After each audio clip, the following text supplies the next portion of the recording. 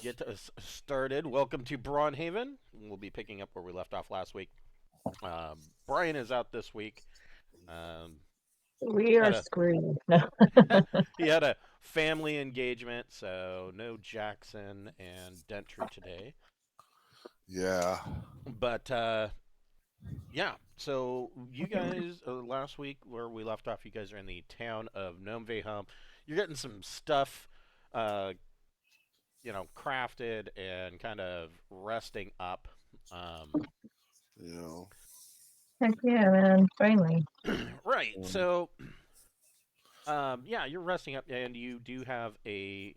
You've talked to Borwin Ingot Forge in the prospector, and he pointed you in the direction and pinpointed it on the map of where the old Electrum Mine is. That other adventuring party was fleeing from with because, and they told you that there were rust monsters in there, and so where we last left off, you were planning on heading in that direction.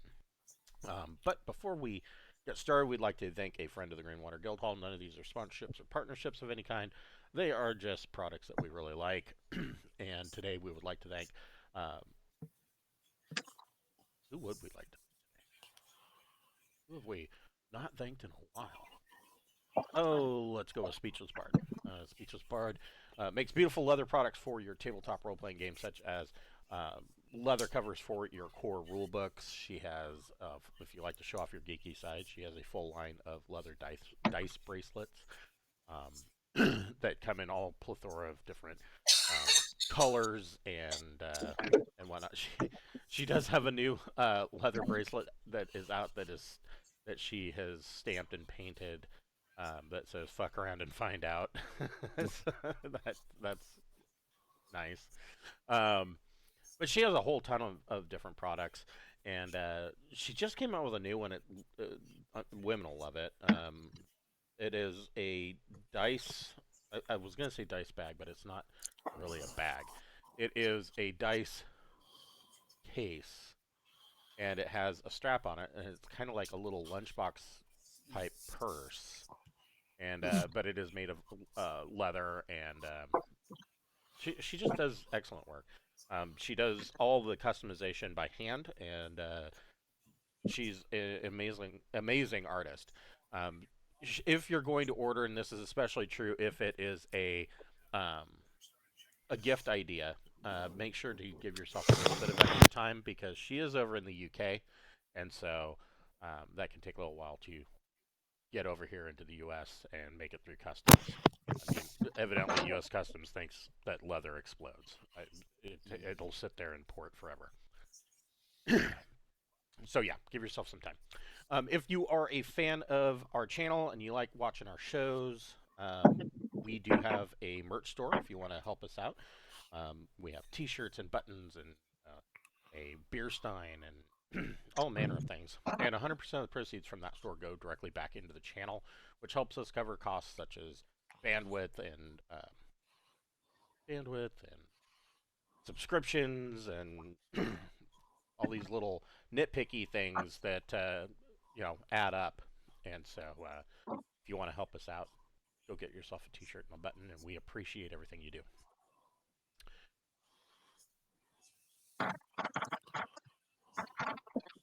Made some big progress on the next book in the Braunhaven series, Tassadantlus's Tantalizing Tower. About halfway done with the Imperial Port itself now. I am on. I've finished the Docks District and the Merchant District. I've moved on to the University District, and am in the process of detailing that. And Awesome. most of the University District is just detailing out all the different colleges and schools that are there. Um, there's something there for just about every caster. There is the Academy of Necromantic Sciences. There is the Bard's College. All manner of stuff in there. So yeah. I mean, there's not a whole lot of daring do and adventure in the University District, but there is stuff to be found.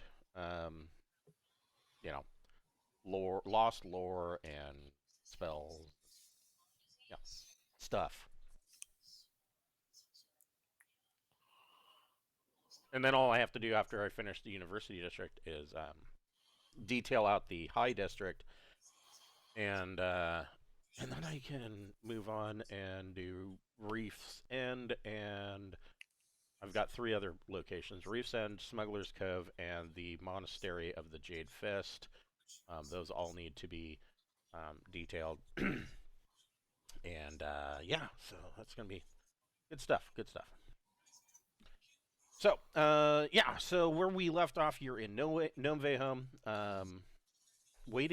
essentially waiting for um, stuff to be finished. And I think that it was like a total of 4 days. Um, now, the question is, do you want to wait the entire 4 days for this stuff to finish, or do you want to make your way to the Electrum Mine and then come back? You know, how do you guys want to deal with this? Trying to remember if any of the stuff we were getting done was for that, but Well, the eyes, the getting that dragon eyes. I mean, that allows us to have Borman invisible sneaking forward with an eye, and then somebody in the group party to be able to see what the fuck he sees. I mean, these rust monsters really hurt magic items, evidently. And so, I mean, God, if we could. Well, they don't hurt specifically magic items. So the deal with magic items, it's rust monsters can smell metal, and they eat it. They turn it to rust, and so magic items, and I can read you what the rule is. So it's funny because in 5th edition and even as far back as 3rd edition, I don't know if it was I don't remember if it was the case in 2nd edition. I think that we always played it that way, but specifically, where is it? Maybe I'm looking, or maybe not. Let's see here. Moving through.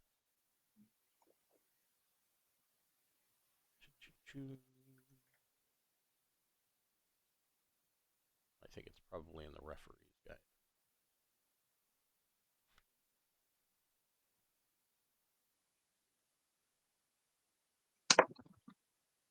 Or maybe not.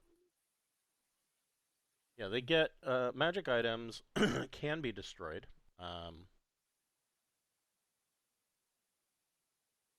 We Yeah, got a dog gets hurt.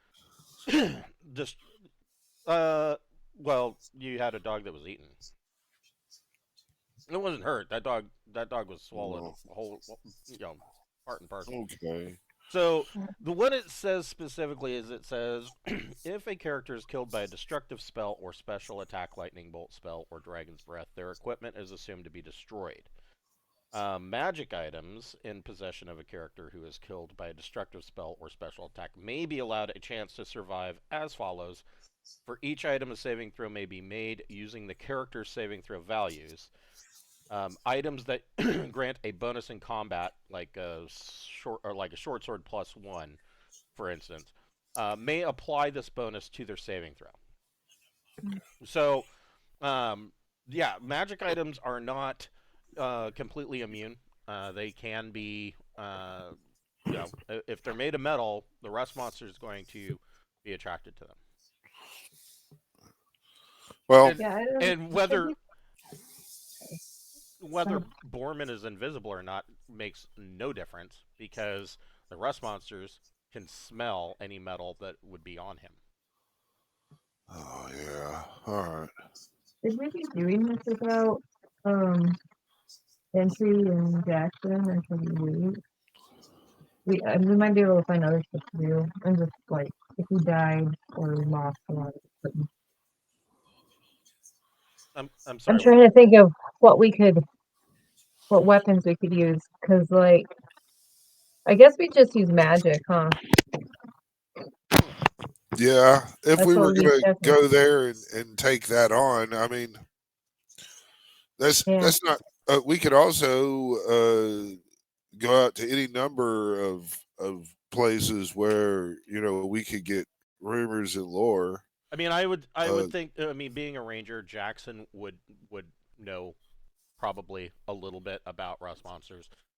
He would tell you that they yeah, are armadillo-like creatures with long tails, and they have these two long antenna-like feelers coming off of their head, and that they can smell metal, and any metal that touches a rust monster crumbles instantly to rust. Magic items have a 10% chance per plus to be unaffected on each successful hit. So that could be problematic because yeah, if you've got like say well, the Vorpal +1 sword, or is it a +2? I don't remember. Anyways, if it's a +1 sword, it only you have to roll percentage, and you better get 10 or lower. There's it, a it, 90% chance that yeah. it's going to turn to rust and just disappear from you. So we We got could, 3 magic casters, right? And then yeah, Borman. Does Borman have any range? Anything? yeah. I am I'm a bow expert. I mean, I could fire the fuck out of a longbow that I Okay, have. word. Let's look at our spells and try and get strategic. Yeah, Let's I see. don't know. And I've got that marionette, I guess, but if Yeah, they that's make the their word. save, it's yeah. If they make their save, it doesn't work. I'm That's gonna, that's the problem. I'm gonna look at what I have for my cleric because I can pray for Yeah. some spells. Well, I mean, one option could be, I mean, just throwing this out there, anybody who's wearing armor, you could purchase leather armor. I mean, it would have to be leather or padded, or furs, because even studded leather has metal in it. So, Well, straight up leather armor, you could purchase clubs or staves. I mean, yeah, I can. I've got +1 leather armor on Borman, and I can take all my metal and everything and stick it in the bag of holding. And so that would just leave me with a longbow. Yeah. All right. well, and you, I mean, yeah, I guess well, you wouldn't be able to stick everything into your plate mail armor is not going to fit in the bag of holding, but you have basically you have a room at the inn here. You can leave stuff here. Okay. I'll do that. I need to buy me a. I can fit Frostbrand in the bag of holding. Yes, that would fit in the bag of All right. So I can kind of take it with me. And I'll leave most of the other stuff behind, I guess. If we could get that fucking dragon mail, I could wear it.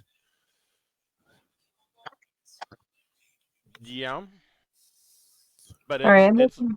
it won't be done for another 4 days. So, which I'm Yeah. assuming is what Jackson and Dentri are doing, is they're just focusing on the crafting stuff right now. I'm looking at the Octo Horror Fest thing Uh-huh. for ritual spells for like witches, and it goes from first level, and then the next page it says 7th level, and there's So 7. right, yeah, and so that essentially those are just some examples, but it Oh, does shit. tell you a little bit more about it. Where is it? Pull it up here. Ritual magic is on 26. So basically, almost any spell can be done with ritual magic. Oh, okay. So Geez, that gives me a lot of options. so on, let's see, what page is this? On page 28, it kind of tells you what the requirements are um, for for ritual spell casting. And so what you could do is you could like, let's say that you wanted to cast a spell at a higher spell level than what you would normally be able to cast. You can expend the gold piece value of the material components required for that ritual, and you would then be able to essentially cast bonus levels for that one spell, and you would be able to keep that in memory. Oh, okay. Because I was trying to look up something to like hold the rust monster in place or whatever, and I know I have 4 witch spells per day. I have like not utilized that because I didn't know what I was doing. But now that I do, I'm gonna look through like the druid spells and see if I can find something So good. something like There's like entangle. That seems like it would be really. well, That, yeah. is There's that on nets. the Shit, wait, that's all plants present. How many plants are gonna be in a freaking cave? Damn it. so the next question to that though is basically you want to look on page 23 of what is on the witch's spell list. Um, da, da, da. What level is she? 5. Growth of plants. Oh, The that's equipment's in Carcass Caller 3. it's in both the player's tome and Carcass Crawler 3 has new equipment in Yeah. it. She's level 5, so she can cast. I like these classes. I don't like the layout of this book though. It is not my favorite. Let's see. Level 5, she can cast first and second level spells. She has 3 first level spells and 2 second level spells. Okay. Which We spell can. list is page 23? She is limited to first and second level spells.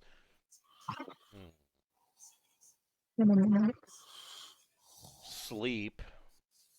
Yeah, I might have to rely on sleep.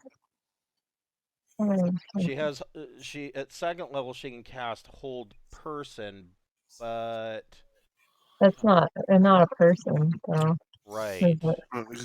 Want to buy a net Okay. Yeah, you could buy a net.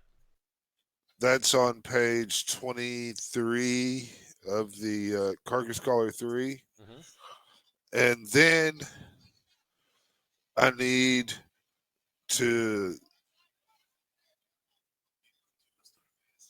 to buy like a big ass maul or get a rock with a fucking big stick and just fucking make it, you know. Well, But I mean, what are you making?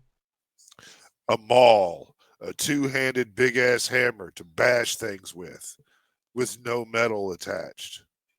So I want to get like a nice, like a bowling ball or head size fucking rock, Mm-hmm. you know, and then kind of maybe split uh, a really big, thick um, log, or really not log, something about Essentially, four you're inches. looking at making a great club. Yeah. Yeah. And so yeah, you would. So I'll come back to you on that. So yeah, hold person isn't going to do it. You would need, in this case, I believe, hold monster. I think I think sleep is probably our best bet, like sleep and then try and secure it somehow. Or just Well, like kill it. yeah, sleep is probably your best bet, but if you wanted to get really inventive, um, levitate. Hmm. And the reason why I say levitate, if you want to get inventive, is because let me look at their description of levitate. But levitate is actually fairly specific. So the caster mentally directs vertical movement at up to 20 feet per round, so they can go up or down. The caster can push against solid objects to move laterally. Oh, levitate is only on the caster. Oh, So yeah, and I can already fly on the broom, so I'm okay. Right, so levitate isn't... That's the most specific part, is the range is the caster. Yeah, what I was going to suggest would be casting levitate on the monster and then move it up. It can't go anywhere. It would just hang there in the air. Okay. You know what? I might use my second level slot to do like bless. Just to before we get in there. That could help a bit. Yeah, okay. I mean, we'll just have to go with the idea of kill things, as get it out of combat as quick as possible, the most effective way possible. Right. And the magic is definitely a lot quicker and less dice dependent than other conventional fighting methods. So yeah. I mean, yeah, I think you're right. I think sleep is probably your best bet. What is calming word? I also have like cog spear or something trying to get for you. But I have a couple of spells on the ring too. I don't know if they would help.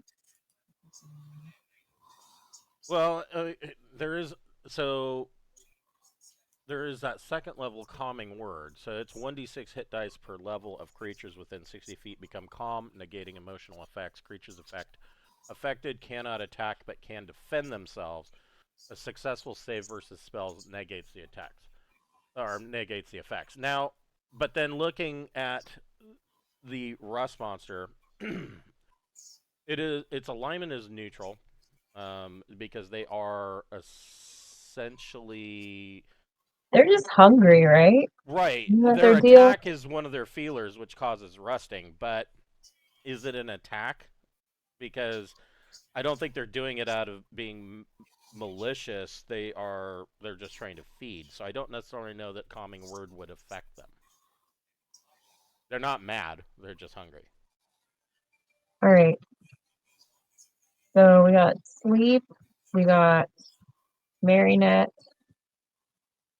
That's kind of what we got. And we got a net.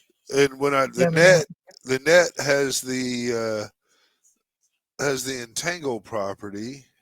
Oh, sweet. That's good. Yeah, and so I throw it on a successful hit. So I rolled a hit, and then the motherfucker saves versus paralysis, or is unable to move or act, and a new save is allowed each round to escape. All right. Yeah. Yeah, we could put it to sleep and throw the net on, and then it'll have a hard time getting away. And the net has a range of 5 or 10, but it's not two-handed. So if I could get a wooden shield. Yeah, you could get a wooden shield. I would allow that. Let's buy a wooden shield, and what did you say, clubs? A club? Yeah. So let me... I think my shield's wooden already. Pretty sure. I shall pull up Old School Armory and see if a great club is in here. I did not find it on the carcass crawler. No, it's not. You could just invent it. Yeah. In all of the dawn of time, no man has made a club worthy of the name Great.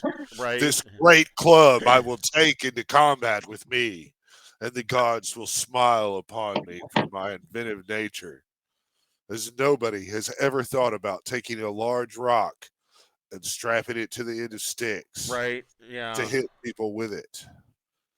Yeah, it's funny because, like, so I have PDFs of all of the box sets. Yeah. And there's a lot of stuff like scale mail armor is in the box sets. I believe it was. I want to say it was either in companion. Yeah, I think it was in companion.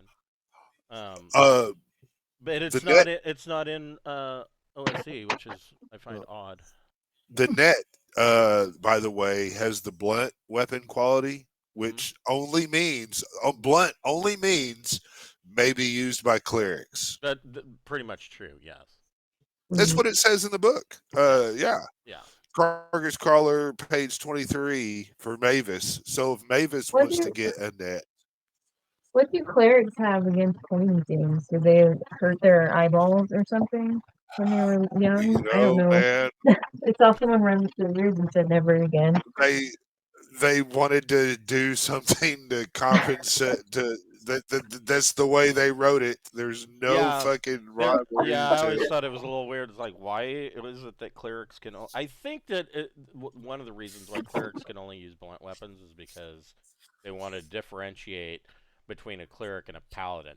I do kind of like in the old school games that there is a big differentiation between paladins and clerics.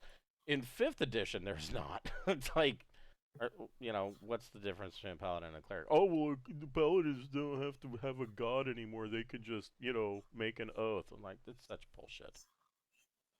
So a maul would do 1d8 damage. Maul will do 1d8 damage. Yes. Yeah. That's really Uh, good. yeah, and a club is 1d6. 1d4. 24. Damn it. I have a way better weapon than that right now. That's Oh well. yeah. We'll say it does 1d8 damage. Their description of the maul, large two-handed version of a warhammer. This item originate in this book, so care must be taken when allowing it, though it seems innocuous. Whatever. Yeah, I would say it does 1d8. I'm not seeing anything for a great club, which would just basically essentially be a two-handed club. All right. I'll take them all for the 1d8 two-handed, and then I also, like it or not, I need to get me a club so for when I go sword and board. Yeah. So the mall, I mean, if you're wanting somebody to make that for you, it's going to cost you 10 gold pieces. All right. We'll just call it a great club. If you want just So I'm allowed to use them all too if I spend 10 gold pieces, yeah, right? it's blunt. All I right, think and I just might do that. a club is 1d4. You Correct. said. Now to I'd rather. keep in mind that great club is two-handed, so if Mavis is using a shield, that would be impossible. Yep, that'll affect my AC Right. whether I'm using a shield or not. I understand. Right. And then my AC though turns to shit. I got Yeah, we have I to be got really careful. gotta look and find out where I wrote that down because it's different. What I'm thinking is we will send Allure in on the broom, and All she'll be right. high up enough, and she doesn't wear armor anyway, and have her cast sleep until it's These are successful. these are the special rust monsters with wings. They can fly. No. Yeah. And so once Now, it's asleep, we can throw the net on it and start beating it. I also have oil vials if we'd rather douse it and light it on fire and run away. and I mean, I don't think these are dragons. Sure. And then we also need to be prepared to. So I will bring my plate mail. I'm just not going to wear it. I'll drop it off as stash. You know what I mean? And then after I think we've cleared the rust monsters, I will want to go back to full fucking plate because that, especially if I'm going to tank, you know? Yeah. Yeah, that's So, yeah, a good idea. All right, yeah, I think that's as prepared as we can be, but I'm not yeah. quite I will sure. have, until further notice, I'm going to be in +1 leather with a shield. And so my AC will be 3. Okay. So, Yeah. What the fuck am I wearing? should But bring my AC will be Scale 4. mail? Yeah, my AC will be 4 if I'm not using a shield, right? Shield takes off 1. Correct. All right. I might go with the fucking 4 with the club, but I will mark here on the map.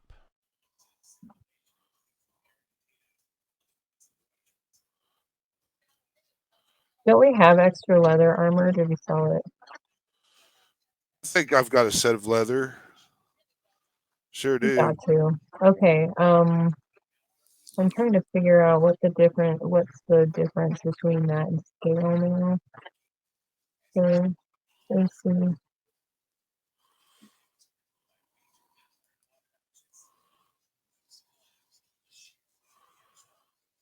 Leather armor. Leather armor has a base AC of 7. Okay. And then And a shield gives a scale would make +1 it bonus. 6. So that'll give you an AC of 6. All And right, then, that's what we're doing.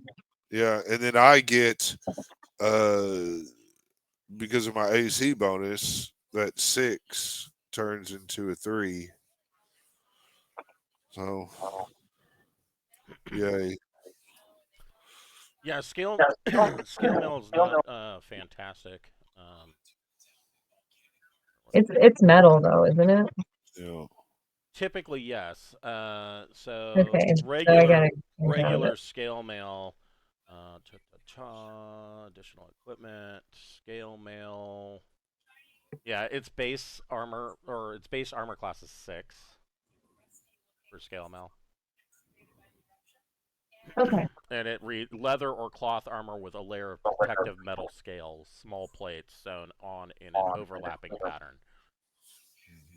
All right. Well, I've changed into leather, and I think we're ready to Yeah, go, but aren't we? I'm Ready to ready. move I'm forward? ready. I'm packing up my plate mail and all that shit, and I'm gonna leave it on a sled dog or something. Okay. So when it's clear, I can come back and get that, and not have to come back to town. Okay. Here's my app. That's gonna be crazy.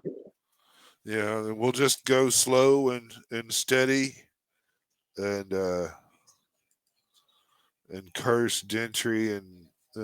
Now, what about creating the magic item that I was trying to do? Does that mean that that's foregone because I'm taking Malachi on his adventure?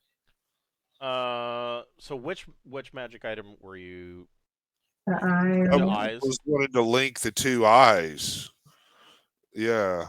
So yeah, that would be yeah. Well, Delay that was it, right? A yeah. little bit.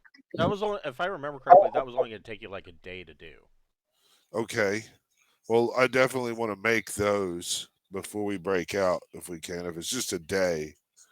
And it will be, so each one of these hexes is 12 miles.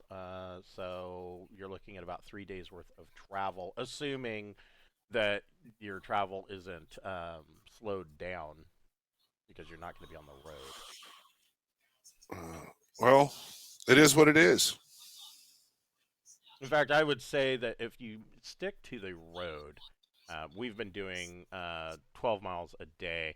But that kind of that would kind of alleviate the purpose of a road. I would say that you can probably move 24 miles in a day if you stick to the Eastern Tradeway. Cross country, it's going to be 12 miles a day because you don't have the ease of having a road. But there's no road that heads to the mine. No, I'm just saying that you'll only be able to move 1 hex per day, because Did we warn our guide about the metal thing? Is this gonna mess with him at all?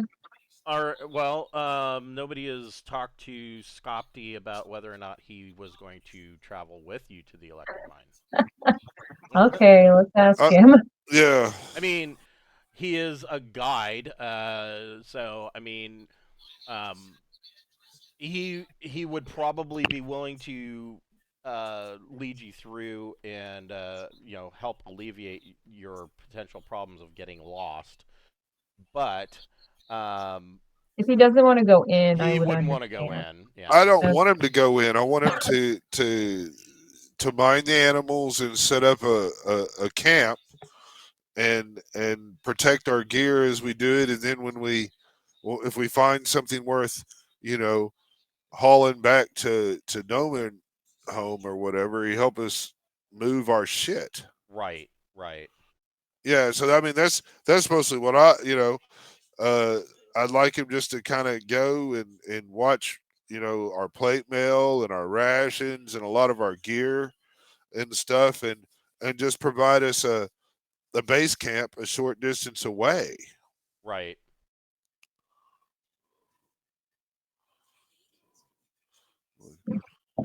So I'm just marking down here some of these locations that um, you know where those two locations are: the Electrum Mine and the um, Abandoned abandoned tower.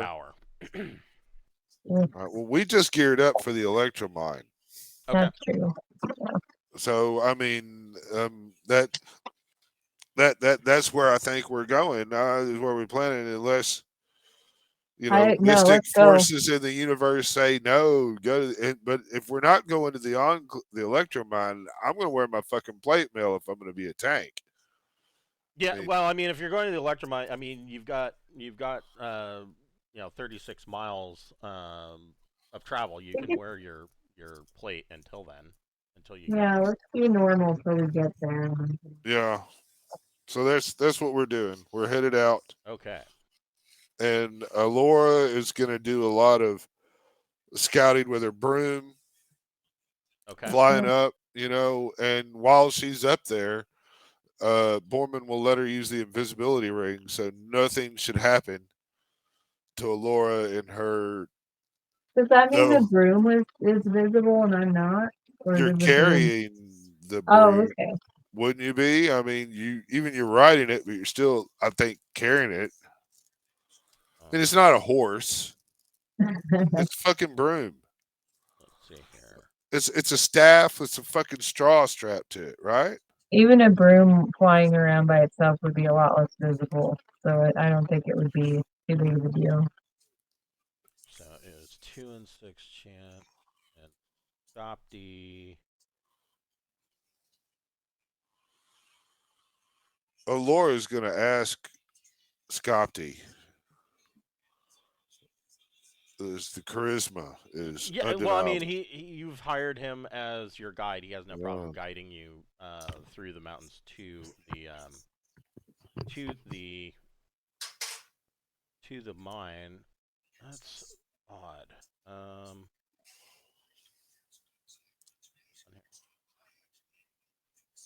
Just checking. Well, so losing direction. Huh.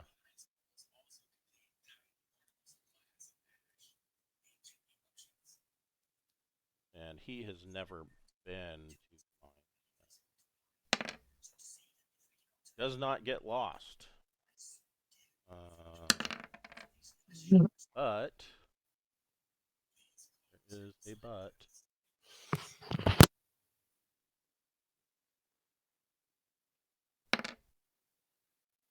Hmm.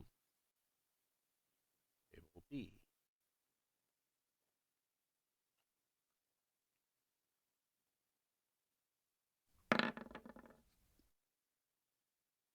Ooh. Well, that's it. I have not used one of these in a long, long time. That's always exciting. Yeah. Well, it means you didn't pick it out of a book, I didn't. Well, it is out of the book, but it's a random roll. but you didn't pick it. Right. Right. Yeah. And so. Is this an encounter while we're moving? It is a wilderness encounter as you camp for the night. Okay. Hold on. God damn it, that is not what I wanted. Oh.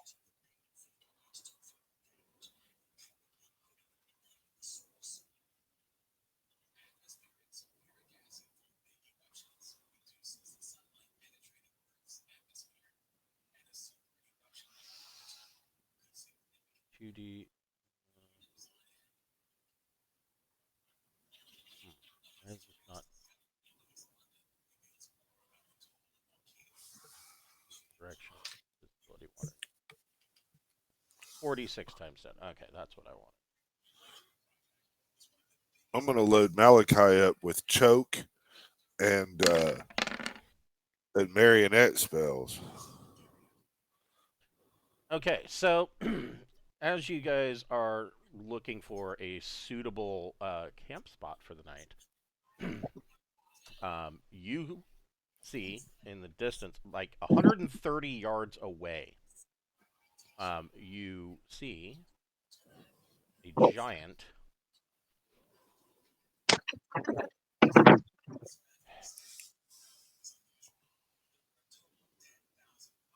Sorry, I'm having a day. Well, that's okay. So you see this giant basically crashing through the forest, and this guy's like 13 feet tall. And the immediate thing that you the immediate thing that you notice about it is that it is angrily having an argument. And it is having an argument with itself because it has two heads. It is an Etten. I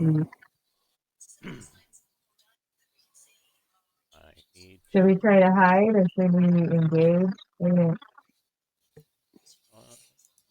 Well, we should. I think we should see what the fuck. If it sees us and it's headed towards us, I mean that's one thing. If it's not making a path towards us, we should stop and hunker down. Well, I guess that is the first question. So all four of your characters roll a d6.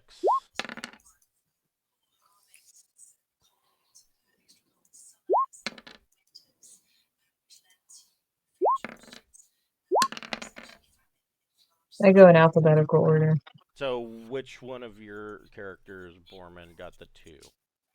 That would be Borman. So Borman goes before Malachi. Borman is surprised. Okay. He's probably invisible. Can we say like 50% chance he's invisible? I'm not sure why he would be invisible while traveling over land, though. Okay. I mean... Yeah. That's fine. 10. So, at 130 yards away, you see this Etten. And it is kind of galumphing through this forest, and the two heads are arguing with one another. And they spot you, and the argument is basically going along the lines of the one head is like, oh, they look like they could be tasty food, and the other head's like, no, we've got better things to do. I'm not hungry. Well, what do you mean you're not hungry? I could feel our stomach rumbling. Yeah, but we could eat something better. They look scrawny. Let's use the marvelous vision to look like anorexic supermodels. No, I'm just kidding. We are we scrawny? Well, I mean, the Etten thinks so. Okay. Or at least one of the heads thinks that you guys are too scrawny to bother with. Let's see what we can do magically, if anything. They're not perfect. And like I said, I was gonna say they. That's the they them. That's where that comes from. Yeah. It's the Ettins. That's probably the Ettin's name is they them.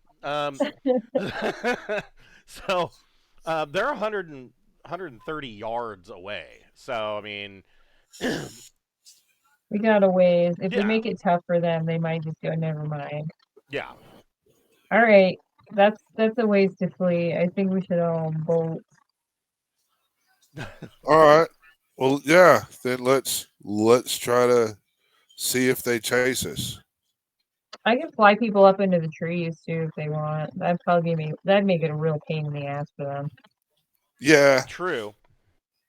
So, yeah, no, they are arguing amongst themselves and seem completely indifferent to you guys, and they continue to crash through the forest. And Skapti kind of is like, "Whew, that was a close one."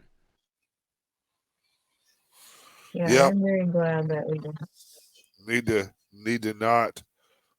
Oh, if we'd have had Dentri though, it'd have been fucking. Then I think we would have fought them.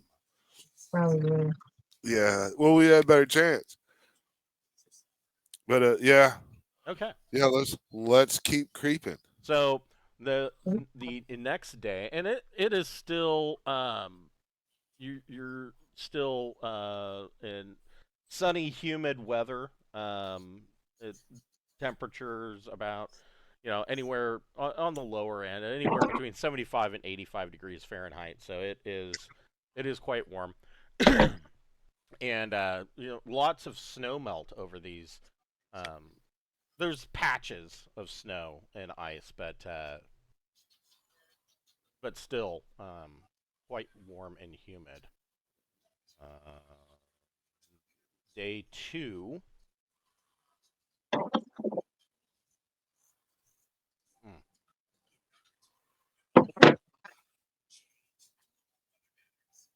Oh wait, no, not what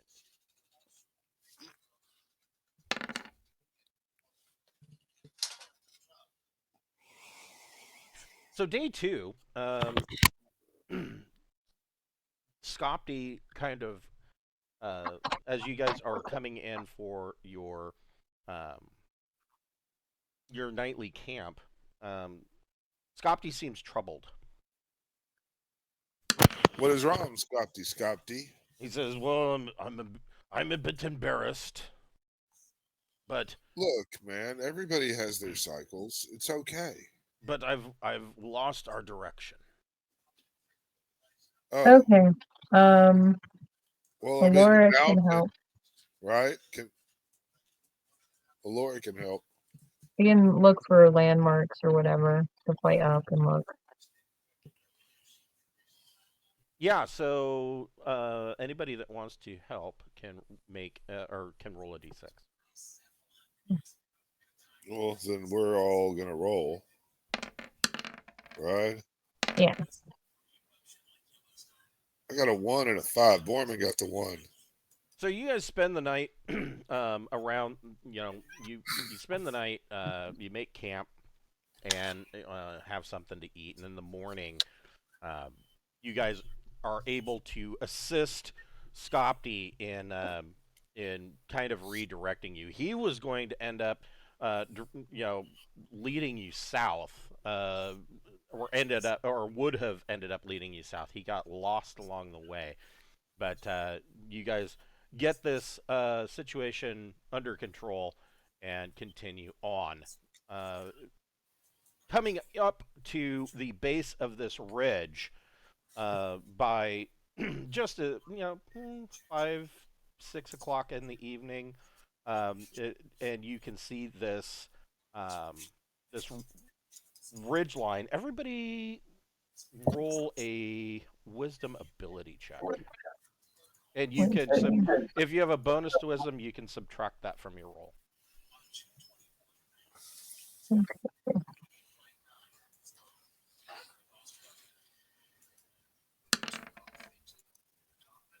There we go. Laura. Oh crap, I rolled 2. Oh. You want to roll You want to roll low. low. You want to roll Is the low. thing, Yeah. yeah. So let's Okay, see. so that's fine. So wait. They only showed one of them. Okay. All right, Borman made the wisdom check. Okay. So Malachi did not. okay. So it looks like Borman and Alora made it. And And Mavis. Mavis made it. So you guys, as was described to you, you do find, as you are kind of coming up to this ridge line in the fading sunset twilight, you can see what was described to you as what would be the entrance to this mine, and it is. It doesn't look like the entrance to a mine, or if it did, that the support braces around this entrance have collapsed, and the entrance has kind of um, collapsed a bit. There is rubble, rock, like there was a minor cave in there, but you can see that there is at least can be described as a cave-like entrance, which is how Okay. it was described to you. Now, you have been traveling all day. If you go into the mine immediately, you will be at a -1 to everything that you do because you're tired from traveling. No, We should but I was rest. sure would like what is the area like? Is there lots of saplings, trees? Oh, with like a mountain on one side, or This area is fairly it is a fairly rocky plain. There is tree lines to the south and of course to the west, but you have entered into a plain-like um, region. can I get out in there and maybe make some cut some little saplings and make some snare traps out of rope I around would our campsite? say, yeah, you probably could. All right. I want to do that, and then I want to take I think we've got 500 copper in the bag, and I want to put 500 copper out in a pile, and then I want to put snare ropes around that, So and you're doing that at the entrance. yeah, kind of near the entrance, or just a little bit of ways from our camp, man. So if these things come out and come fucking around, uh, there's a big pile of metal That's a with good plan. traps and and yeah, doing that. I gotcha. Uh, And then I'll put some meat in there if I can. I mean, if we have a kill or something or anything like that, I'd like to put some fresh meat in there, because that'll attract the other type of predators fucking around. okay. And yeah, so I'm Um, trying to do a bait trap for whatever the fuck. I gotcha. Wait. Okay, give me just a second because stupid me. I did not put the map up here, but I can fix that.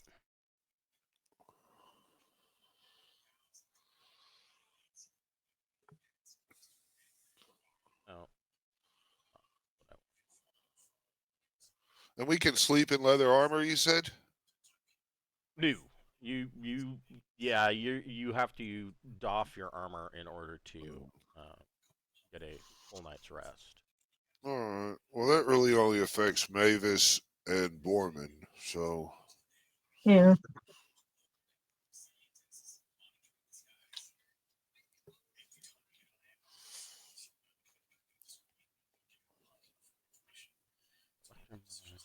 the cool thing about caves and mines is we don't have to clear rooms. We just have to pick a path. Hmm. Right? Right. Maybe? Turn on fog o' war. Get back to using the fog of war. That the one nice thing about Roll20, aside from the uh, of course the measurement tool, is fog of war because then you don't get to see the entire Right. map. I'm cool either way. I try not to metagame. Yeah, but Yeah, I but It's mean, hard. even if you are, it is better because it just sure. doesn't um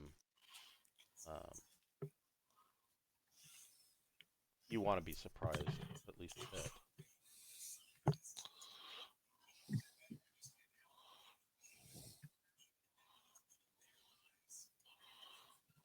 We've got Malachi's problem.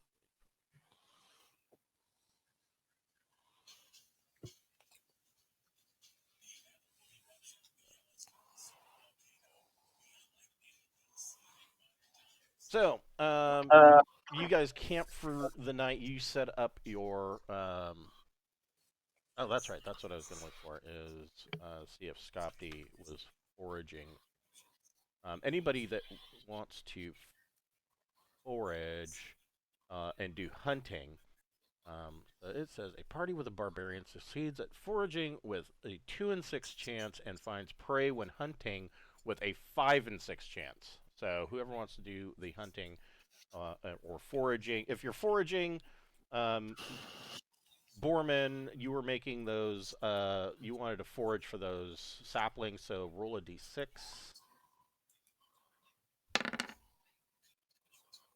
You do indeed find the saplings and um, are able to make your trap. Now, who wants to do hunting? I mean, of course, I don't know. Skopti I could do thought hunting. Allure might want to forage for food, like berries or mushrooms or something. Go ahead You and roll a know, d6. Malachi will Nope, she does Damn. not find any. will go around. Well, I mean, she's not necessarily a barbarian, but she's like, gosh, she's like druid like. I mean, very Yeah. witchy, woodsy. I mean, her But I rolled ability. a freaking 5. That's pretty bad. Yeah. Well, Oh, well, he rolled. Skopti rolled a 4 and is able to. He brings down a deer for dinner tonight. So there is heck yeah, some copies. scraps of food for you. Oh, good. The dogs need to eat. And then Malachi rolled a 2 for hunting with his crossbow. Okay, so yeah, you find something else, probably pheasant. You need a minute to feed your dogs? I could grab a snack. Yeah, Mm-hmm. we can take a snack break. What do you think? Oh, I'm fine with that. Sure. Feed your Okay, dog. cool. I'll be right back. Okay, so yeah, you have probably like I said, probably a pheasant. Skopti brings in a deer, and that is food for the night. So you set up um, these traps, and I will move. I'm gonna put them bear traps up in there too. So this is the entrance to the mine. Where are you going to place these traps? Okay, if we are, kind of over here in the beginning of the mine, maybe, Right. then they would be more up there to where like Alora and Mavis and them are. So if we could just get our people moved back here. Come here, Mavis. I can't move Mavis. But anyway, uh yeah. Maybe set all that up around up in here real good. Try to make it so there's not really even a path, you know. Right. Let me find this in the mines section. So the entrance to this mine, there is, of course, a partial cave in at the entrance, and you see, but just beyond this, there are some uh, some stairs that are carved into the bedrock that descend about 10 feet into this mine, and beyond this point, uh, here it is just complete darkness. The opening and at the bottom of the stairs, you can obviously from the light that streams in this next morning, um, you see that there are, or I'm sorry, the twilight that streams in, you can see that there are there is a obvious partial cave in here, and anybody who's checking out this mine entrance can roll a d6. I think we'll all be checking it out as we'll be kind of eating there, right? Yeah. Well, I mean, if you want to eat at the mine entrance, you can. You've got plenty of space beyond that. You All can right. set up camp away from the mine entrance. I got a Borman got a 2 and Malachi got a 5. So, Borman, you, when kind of looking at this mine entrance, you find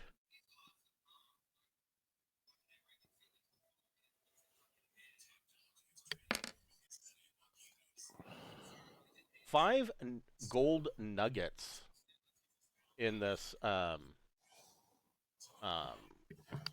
rubble from this partial cave-in. 5 gold nuggets? Yeah. Okay. Well, if I was to put a price tag on 5 gold nuggets, how much would they be worth? Each one of them is worth they're small, but each one is worth about a gold piece each.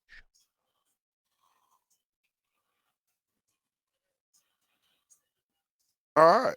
I will put that in the bag of shit I got to deal with, and tell people, hey, I found some gold nuggets here. Plus This you. seems to be a nice place. Can't wait till morning. Yeah.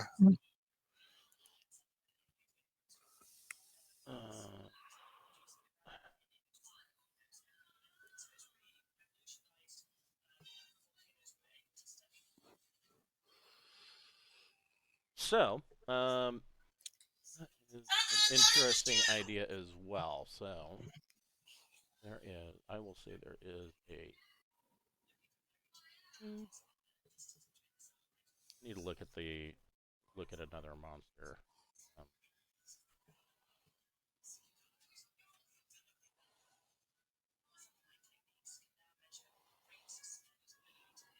Borman, roll a d6.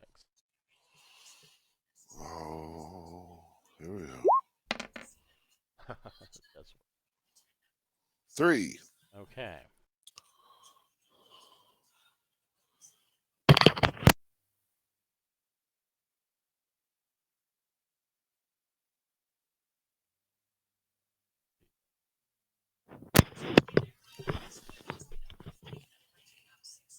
And again, maybe not.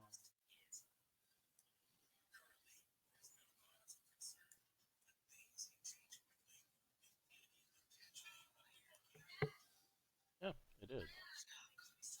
We even have thing.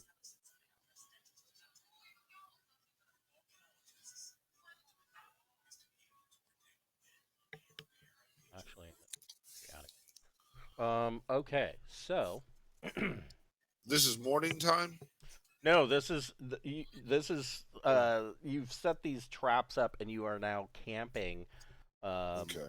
You know, your camp is about 70 yards away from this entrance, which Skapti recommends.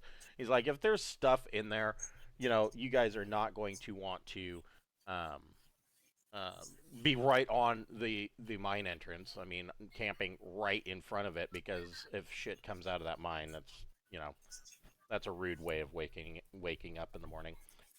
And but your traps work.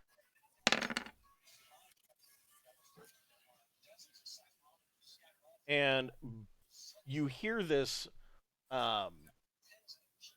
what sounds like a great rustling beneath the ground, and even 70 yards away, you can feel the ground vibrating, like something is making its way up from beneath the ground, and is tunneling. And at the entrance of the mine where your traps are, and Onkeg tunnels up beneath your traps to consume the meat. Dun dun dun. Yes. We have to roll initiative. Well, that is up to you. It is consuming the meat, and but it seems like it doesn't. It is focused on consuming the meat. It is not. It does not appear to um, be looking that far away towards you guys. Man, I mean, if it's unaware and we can get that backstab in with a little ambush action, maybe we can drop it real quick. I mean, that's got to be good barbecue. Well, I mean, it's a big, multi-legged, gigantic insect. I mean, this thing's like about 15 feet in length. Yeah, no, the smart thing to do is to see if it eats and goes on its merry way. We will lay in wait if I am awake and have a say in this. So, I will put on my fucking +1 leather armor while we wait. okay. Let's see what it does. So it consumes the meat, and for a creature this size, it seems like it consumes, of course, fairly quickly. And it then, as soon as it consumes the meat, it turns towards you guys, and you can see its antennas kind of flicking around, kind of tasting and smelling the air, and it's looking at you guys like it's trying to decide what to do. Oh shit. Um, Okay. Time to cast sleep. I guess we should start fucking Okay. we should start the fight. Okay. What's happening? It's going down. Yeah. So I guess we roll initiative. Yeah. If that's what you want to do. Well, there's no reason not to. I think if it's looking at us and we can just do our thing, then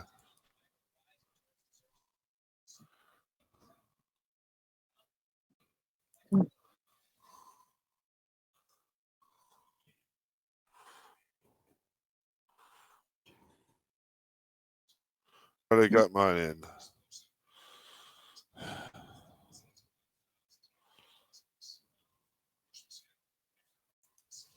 So, something to keep in mind. This is This is the evening before you have rested. It has been a long day of travel.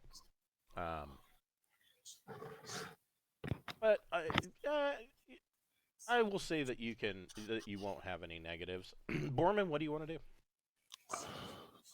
Well, Borman will start. How far away? 70 yards. So it's So, right. So I'm gonna start headed that way. Uh, when I looking da-da-da, longbow. Here we go. I I can't do shit until I'm 60 feet away. yeah. So I'm gonna head that way. So there's yeah. How far is that in feet? 70 yards is Like 210 feet. yeah. So, yeah, he is a ways away. So you guys, so is everybody heading in that direction? I think I thought we might be like waiting until Allure goes. He unfortunately had a freaking one. But I don't know. I thought the plan was for her to ride up on the broom and make the thing sleep and then we all Oh, okay. So yeah, I Yeah. mean, if you're flying on the broom, you can cover 210 feet fairly Mm, quickly. yeah. You can go ahead and cast your sleep. Okay, I believe that the monster has to make a save. That's what I remember. I don't normally sleep doesn't allow for a save, so let's see. Oh, Um, wow. oops, wrong table. There we go. Let me look up sleep. It says I don't remember sleep being so complicated, but every single time I'm like, we kind of have to look this up. So it says a single creature with 4+1 hit dice, and this creature is.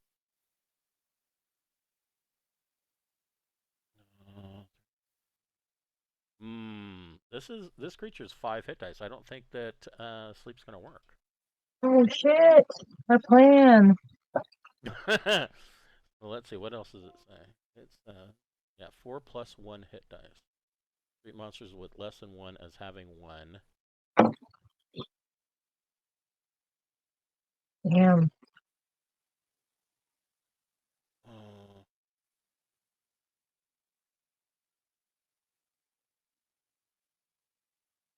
yeah, no, sleep's not gonna work on him.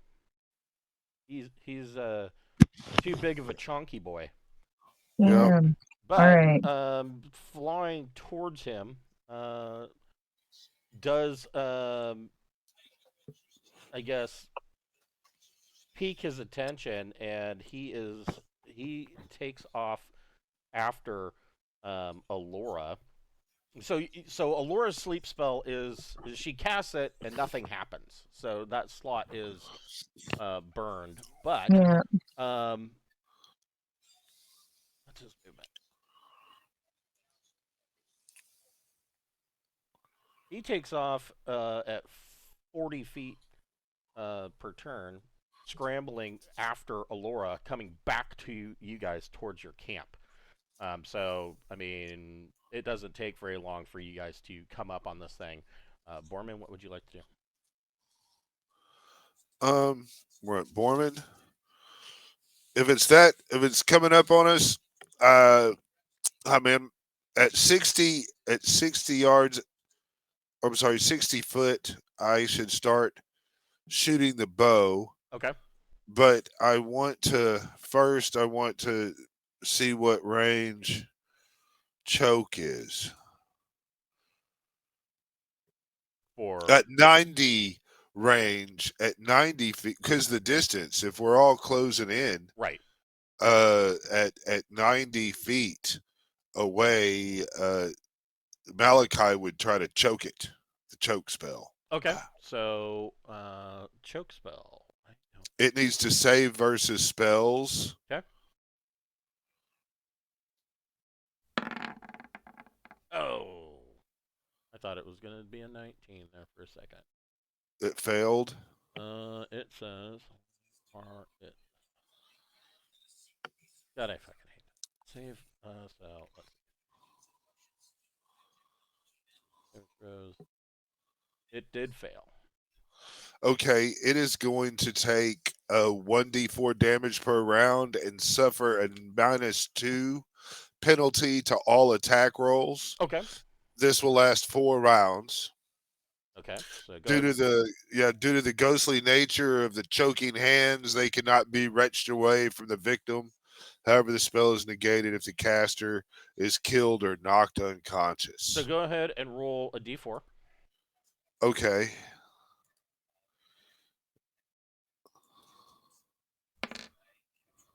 So he takes 3 this round. Yeah. And then Borman can go ahead and make his attack. Yeah, then Borman will go with a D20. So this is going to be +3, which would make 20 plus 21 because of his weapon specialty. Yeah, that hits. Okay, so this is a D6. 4 points of longbow damage. Okay. And as his free action, he will drop the bow and hopefully kind of be in front of everybody with this great maul. Okay. The maul of greatness that nobody has ever thought of throughout the beginning of time.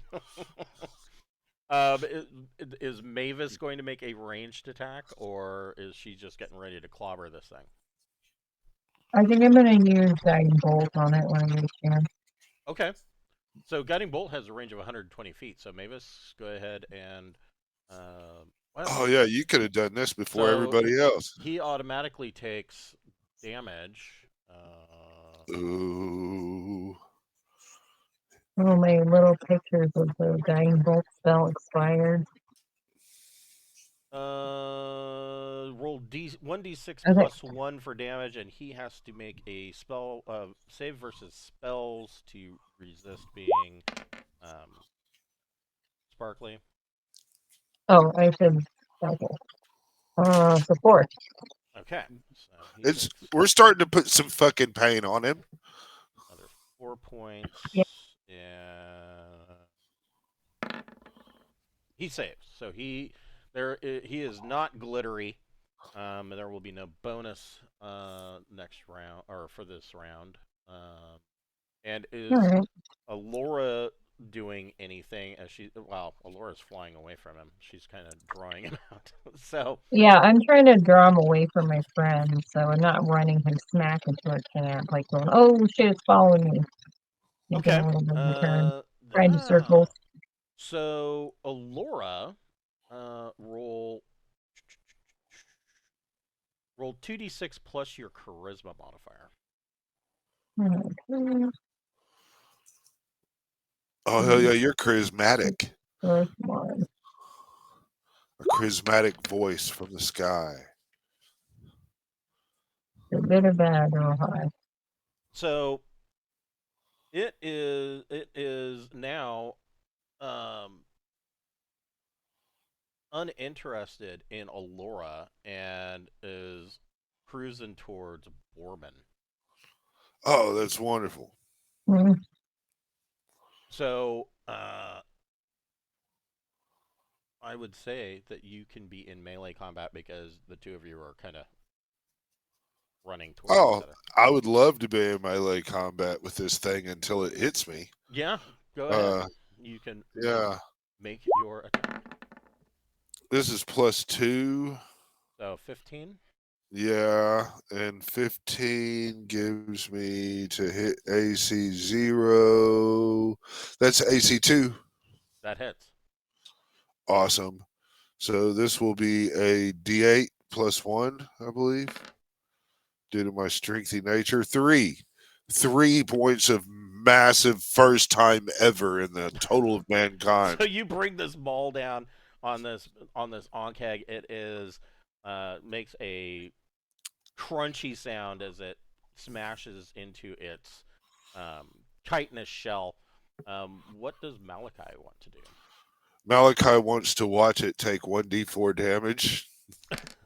Oh, that's right. Yes, so it's going to be choked for another Yeah, so 1. it'll take another 1, and then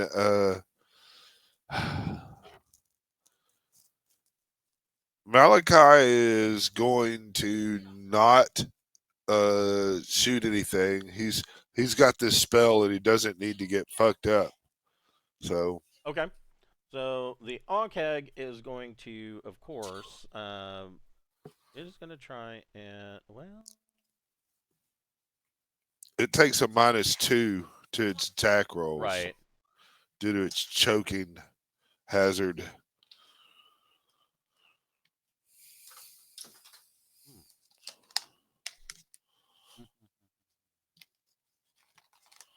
Is it hurt? Oh yeah, it's hurt, but it gets to Okay. attack. So Oh, I understand. it is I going guess to make a bite attack on Borman.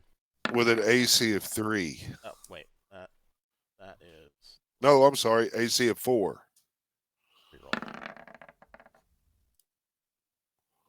And yeah.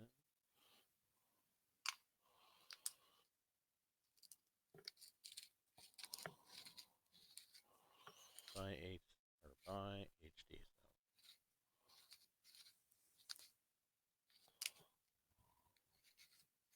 Ew, nasty. It hits.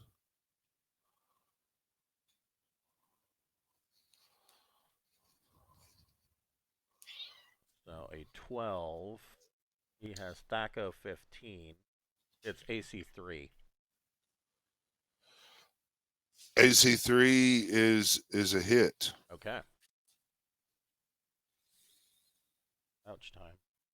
Yeah, because I have AC4 without a shield. I'm going two-handed. Oof. He bites Borman for 11 points. Borman Plus, does not like that. Borman takes an additional 2 points, and you can see that there is smoke coming off of Borman's armor from acid inside his Oh, mouth. okay. So that's 11 plus 2 is 13 points. Yes. That really hurt. Okay. Mavis, you can run up and attack if you would like. I think I should try to guiding bolt it again. Again. Yeah, you could. Can Yeah, I it catch that does at a higher automatic. level? Is that possible? Well, I mean, it automatically hits, so you would just roll d6 plus 1 for damage. What I mean is, can I cast it at a higher level or not? Like for the spell slot issue. That's all. Can she get 2d6 or a d10? Let me take a look. Okay. How did we write that? A d20 if she's really upset. She No, promises never to do it again. it doesn't cast at a higher level. Okay. Let me That's all right. double check something. Yeah, look, he's just got to roll a 13 or above to hit me. So, I mean, it is what it is. We just have to kill it before it kills me. Yeah.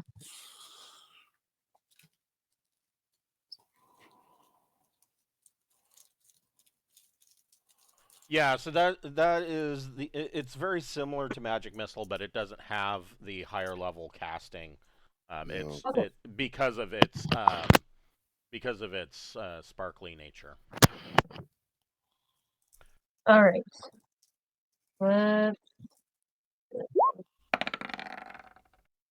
for 4 more. Ooh. So he is hurting quite a bit. Good. And Sure. he needs to 20. Oh. So he's at a -2 for everything, right? Or is it just I just believe it's attack rolls. I don't believe it's attack rolls and saves. Okay. But I'm gonna double check that. Yes. Nope. You just suffer a -2 penalty to attack rolls. Just attack rolls. But it doesn't matter anyways. I don't think. Come on. No, he fails his save. So the next attack on him will be at a +1 for Sparkly. Fuck him up, Alora. Yeah, what's Alora want to do?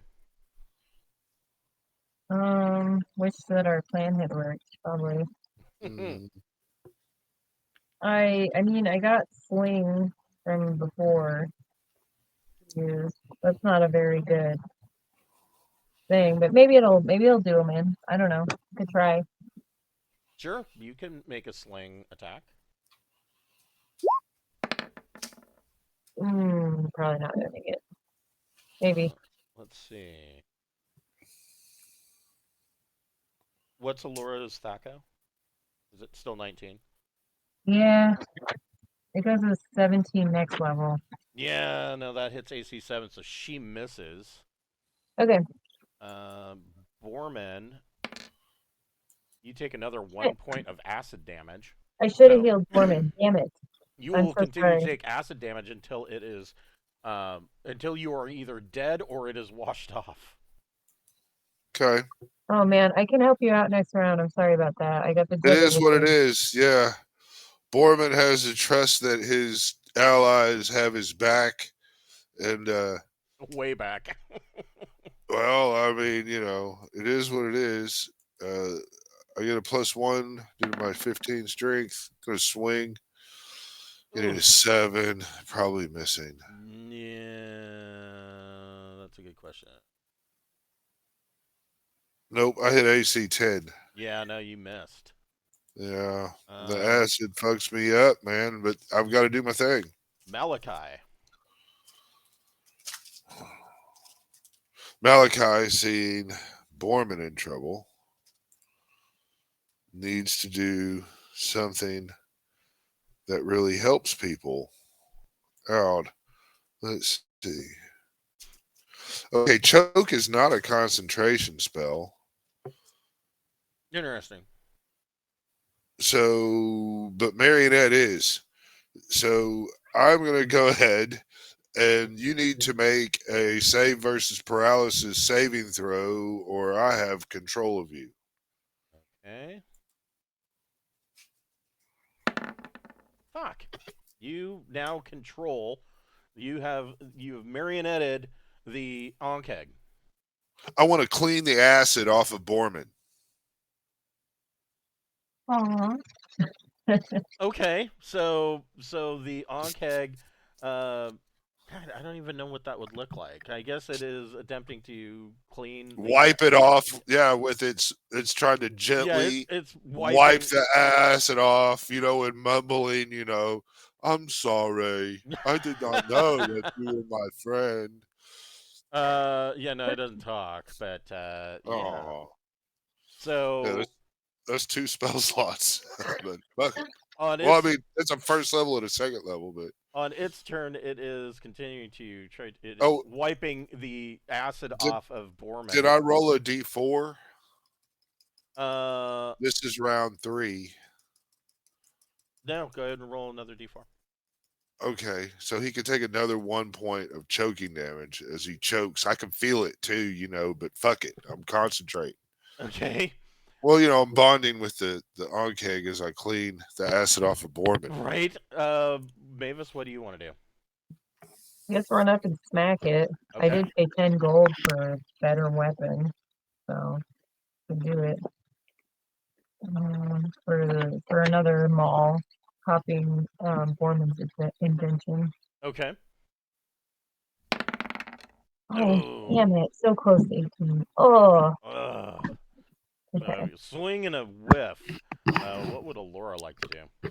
You want to use the jug of liquids to rinse off Borman She wants with to the what? seawater. Oh, I'll use the jug of liquids to rinse them off.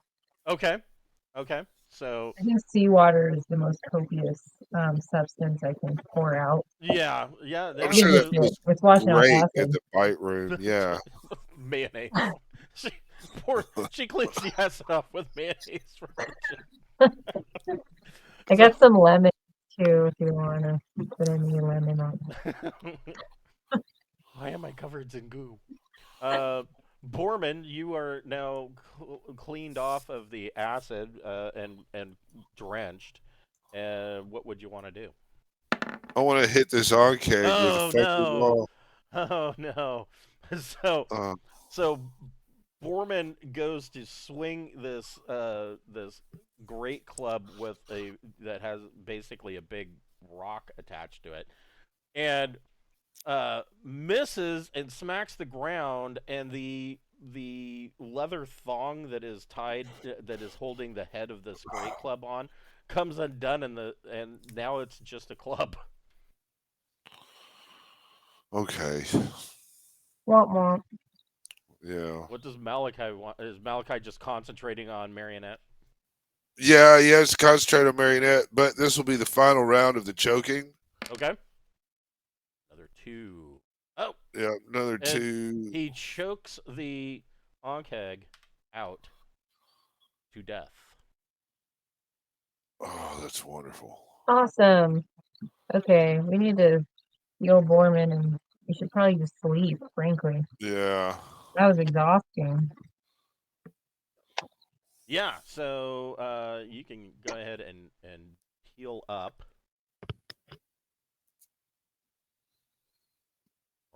or did Yeah. you want to cast your heal spell first? Yeah, there you. Ooh, There's, 7. there's That should 7. be good enough with some sleep, right? 7. All right. So I think you lost like 11 or 12, right? I lost 14. Oh, geez. Okay. So now I'm down to 7 hit points down. Okay, I knew one more. Okay. There you go. All right. How many is that? I'm looking at a different 5. screen. Another 5. 5? Oh, yeah. That puts me within easy rest. Okay. You can Thing. So, sleep through the night. yeah. So sitting around the campfire, as you rest, Skapti's like, see, this is why I don't want to go in there. It's like these places, things never turn out well. All right. I want to try to put my ball back together. Okay. What is you're a bower, right? Yeah, Bower Fletcher. Go ahead and roll a d6. Let's see if you can repair this janky maul. No.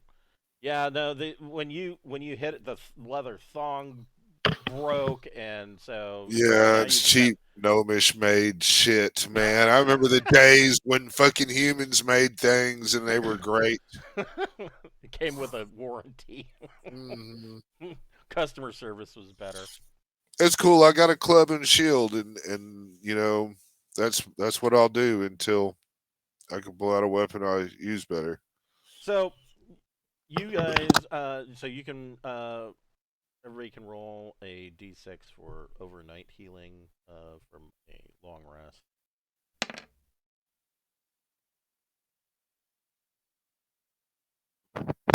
I'm fully healed. There you go. I didn't get hurt, so that was pretty easy. That's wonderful.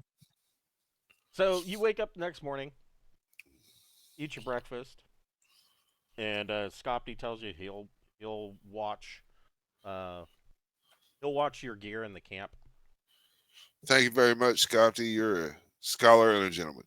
So I assume that you guys are you're donning your Normal shit. your leather armor. Yeah. Okay. Yeah, we're going into the. I really could have fought that with a frost brand. I'm just saying, but anyway, That's true. yeah, That's true. yeah, but whatever. I was going with the no metal, and I'm going no metal now. Okay. So you enter or you come to where you are at. You can put yourselves in your march. I would imagine probably Borman and Mavis are going to be up front. Probably, Yeah, this is I probably think pretty so. accurate.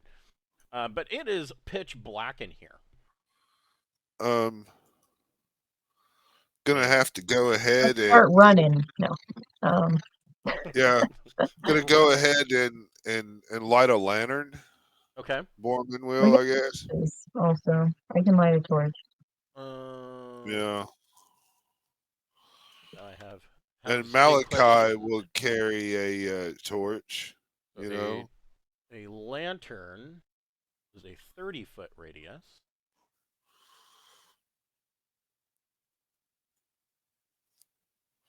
I could set the lantern down.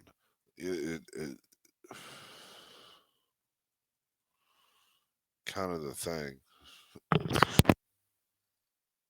So Borman, well, this is not quite a T intersection, but you can see that there is a passage here that one leads to the north and one leads to the east. I gotta look for traps and stuff. Okay. Yeah, you. In theory, I find the traps. So and, I will in this area, you do not find any traps. And I'm moving forward silently. Okay. In theory. So, how big are these squares? 10 feet? They're 5 feet, and actually, I can.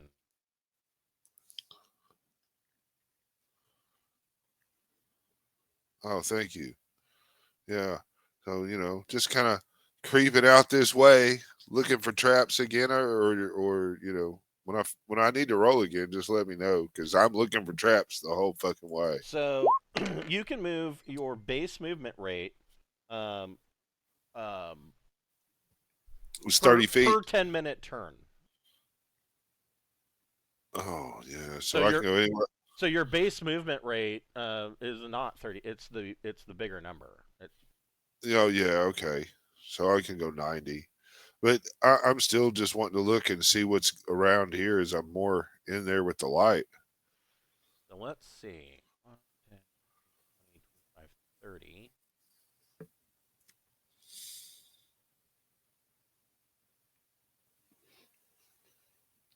Mm. What do you think? You think we should just hug a wall and go, or should we penetrate up in here? I this is dumb, but the way I always do is just go left.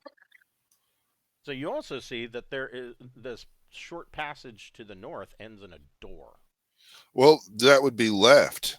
Yeah, that'd be the left Following the side. left wall. So yeah, I'm coming over here. I'm gonna look for some traps. Don't And find then any traps on the yeah. door, but you do find that the door itself is locked. Oh well. Is it though? Yeah. Is it really locked? I guess it is not. No. No, it's not. So we'll go ahead and open that door. I'll set the lantern down, kind of right here behind me. Okay. And then I will open this door with my club and shield. Okay. God damn it. And Malachi will be kind of up there too. I forgot to move him. Okay. Yeah, you can move Yeah. it. Yeah.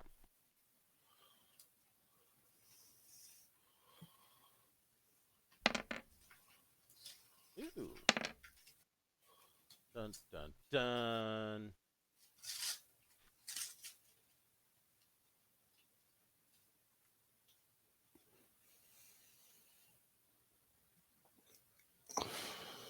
So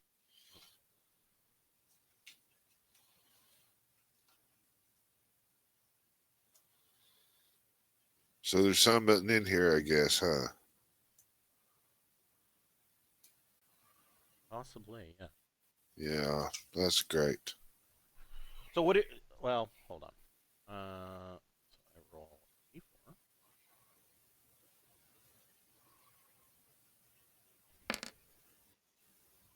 Oh, and Try to hold things up. Oh, you're fine. He's just rolling dice and mumbling. You ever like okay. pee so long it's like boring, you know? Yeah, yeah. I could have waited more. So is completely fucking bizarre. Okay, so this is fucking hilarious. Uh, where is he? Where is he?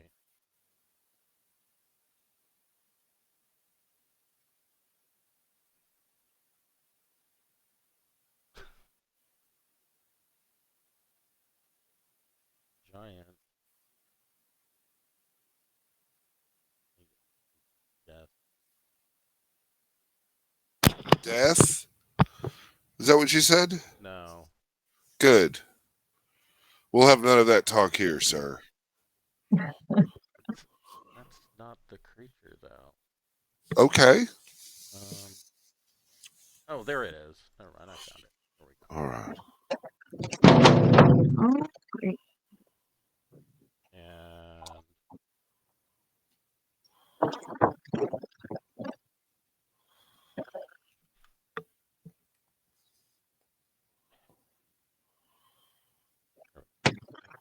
no.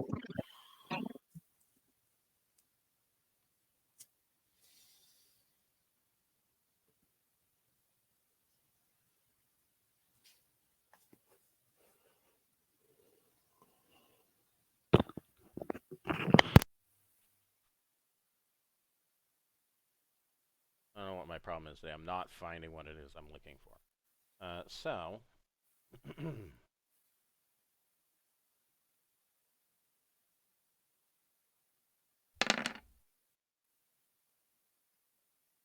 50 feet.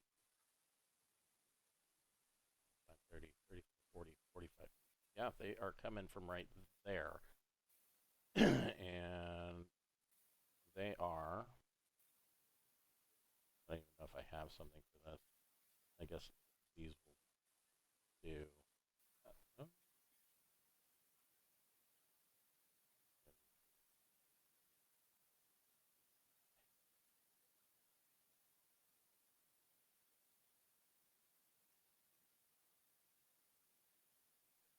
how big are these things? Fuck. 8 to 9 feet long. 4 of these. Mm.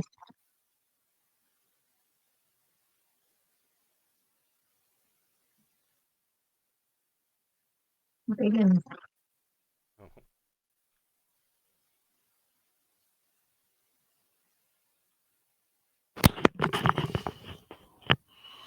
Yeah. fuck me. Okay.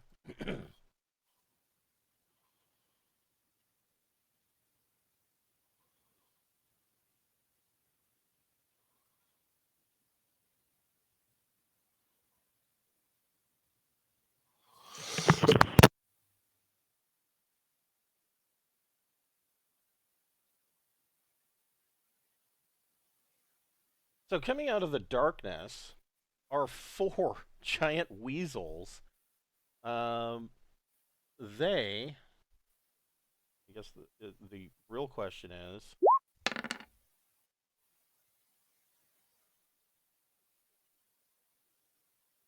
They are quite unfriendly and heading in your direction.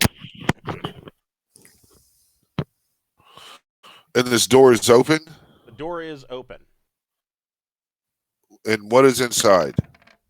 I will tell you. So in this room, what you see looking through this door,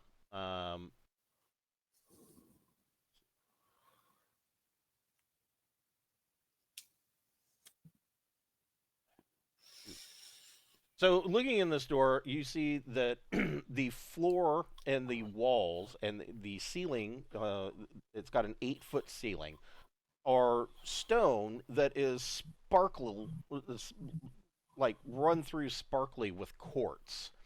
And you can see that around the center, like a banner around the walls, there are runic engravings, and there is a stone bed and a stone desk that looks like it was carved from the stone of the actual mountain. Like it's a permanent fixture.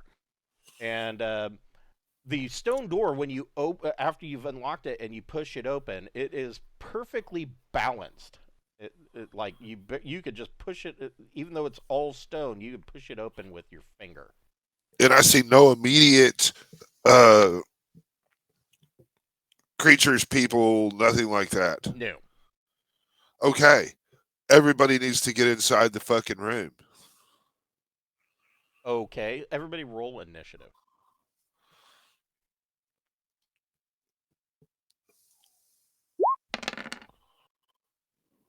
wow. That's what I'm talking about, Paw Paw. Laura, maybe. Okay. Mm.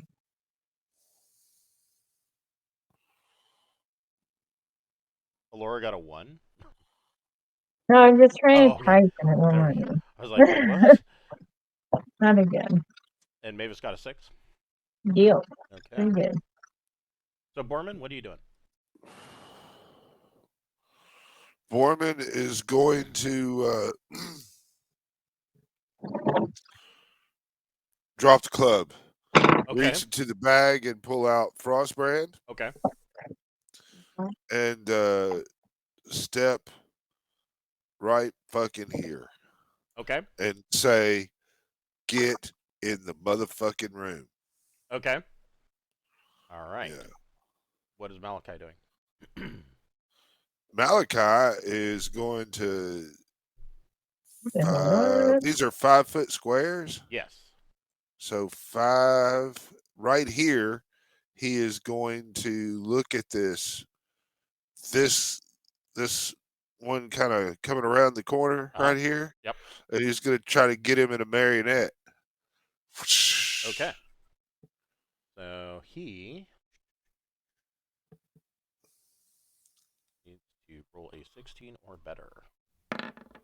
Haha! He saves. All right, and then I'm going to go ahead and finish my movement and come up into the room right here. Because that's what I was told to do. Right there.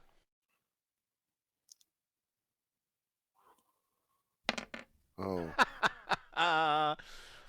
You step right through the door, and the floor goes out from underneath you, dumping you into a pit that is 10 feet deep, and the bottom is lined with spikes. You take 2d6, 1d6 from falling, 1d6 from spikes, and Malachi takes 6 points of damage and is at the bottom of a 10-foot deep pit. And I will put a big red X here. That was just not a very nice thing to do to me. All right, you got me. The pit. Well, that's how things go, you know. Right? Yep. All right. I don't know. Sometimes. Well, there we go. I found a trap. How big is this trap again? Is it like 5 It's a feet? 5 by 5 foot square, and it is 10 feet deep and lined with spikes. And in So theory, it's avoidable. So yeah, I think you could jump over it, right? That yeah. seems doable for adventures that are not tiny. Yeah, nobody's in heavy armor or nothing. What Yeah, would Mavis like to do? he wants to try and jump over that hole. Okay, yeah, I mean, it's like I said, it's a 5 by 5 pit. You can easily jump across it. Okay, I'm gonna jump across, and then I'm looking down there, and I can't grab his hand, but I'm trying to figure out a way to help. Yeah. I would imagine you probably have, well, I mean, Rope. do you have rope? I should, yeah. I mean, I got adventuring shit. Yeah. Let's see.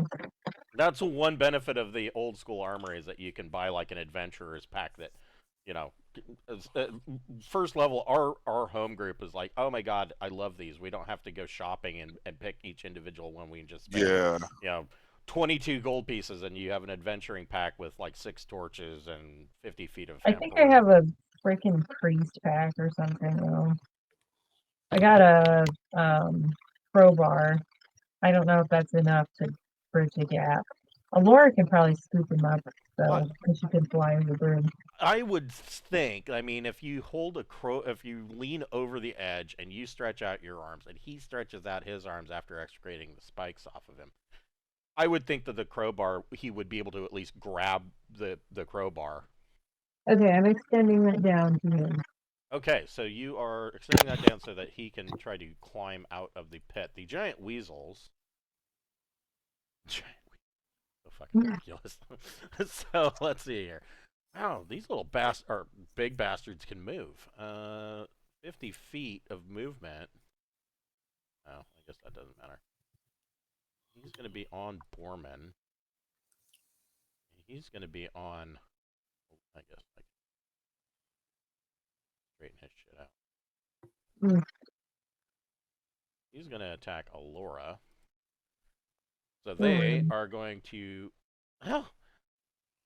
bite plus blood sucking. Upon a successful attack, locks onto the victim and drains its blood. 2d4 automatic damage per round. So Borman,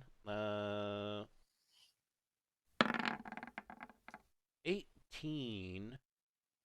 That's gonna hit. On a probably. stack of 15. Yeah, go ahead, do your thing. Yeah, he's gonna hit. Just out of curiosity. Yeah, that's a. He hits AC -3.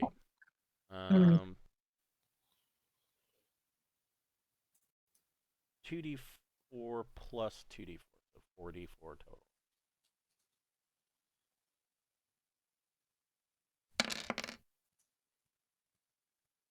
He bites and starts sucking blood out of Borman for 9 points of damage. On Alora. Oh, shit on a shingle. I'm probably gonna die. Oh That's crap. 16 points of damage on Alora. Oh my gosh, I got my shit rocked. I have 4 points of life left. All right, we've got to get this under Wow. control. Yeah. That's fucked up. Yeah. Sorry, Alora. And these guys are going to. They can't. They're such fat, chunky boys. They can't get around the two in front. So, I mean, thank God for small miracles. What does Alora want to do? She wants to get away. It's not like grappled onto me, is it? It says upon a successful, yeah, it locks onto the victim and drains its blood. 2d4 automatic damage per round. Detaching if a weasel or victim dies. It can track by scent, favoring wounded prey. So how do you wait? How do I get away? Dying or what's the other option? Either you or the weasel dies. Its jaws are locked like a pit bull. Can I fly? Can I move at all then, or it's too big? It doesn't. That's a good. I would say. Fuck, I don't know. It's 8 to 9 feet long, with So rich how would I fur of move it? brown, gold, or white.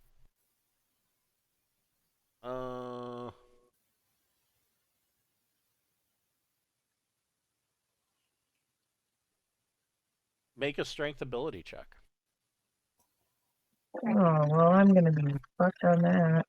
Well, all you gotta do is just roll real low.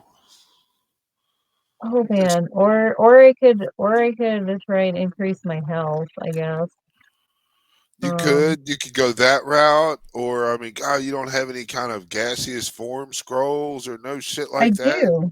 I have a potion of gaseous form. Then Drink the drink potion, that. and you. I will. Okay. Yes, I have 2 of them. I'll brilliant. drink one. So Thank you, Borman. you drink the potion, and you turn into a cloud. Good. Uh, Latching on to that. Can I so move? what is? So let's see here.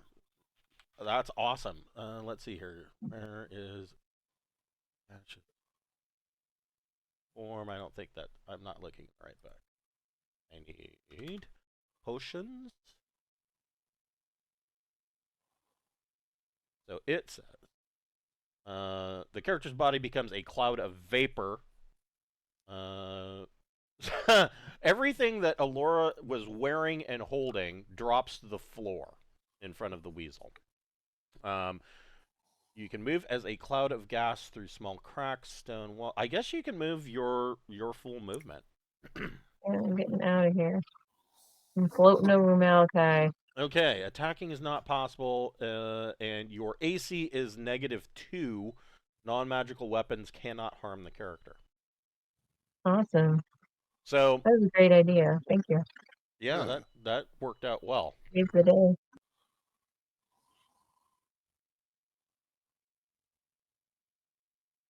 All right, Borman, you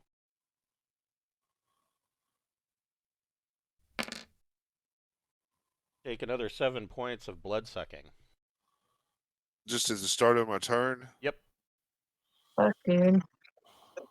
Okay.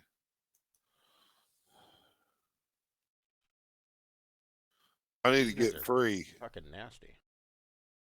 This is what I need to do. Well, that can only happen one of 2 ways: you die or he dies. Ooh. That's my strength check that I made. I have a strength of 15. Okay, so you can move. Yeah, you can move half your movement. You kind of pry his jaws open, and you can move half of your movement. So I'm going to go 5, 10, and then I'm going to kind of try to go right over there. So that's 15. Okay, and you are shutting the door behind you, I take it? Yes. Yes. Okay. Oh my gosh. Okay, so these Oh, weasels, that was horrible.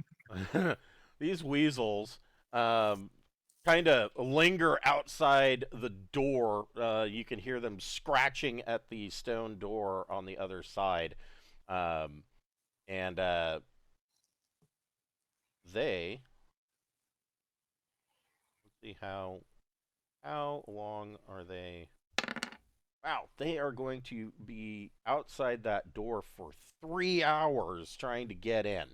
Like they go away, then they come back, then they go away, and then they come I back. want. Yeah, can I get some healing? I think Laura needs Yeah, Sure. healing. in that 3 hours, you guys can do some healing. Yeah, Yeah, I'm let's down 16 hit And now my points. question: how long does that potion last for Alora? We don't know that she can have healing. Mavis can give you a healing. Potion of gaseous Thing. Yeah. form.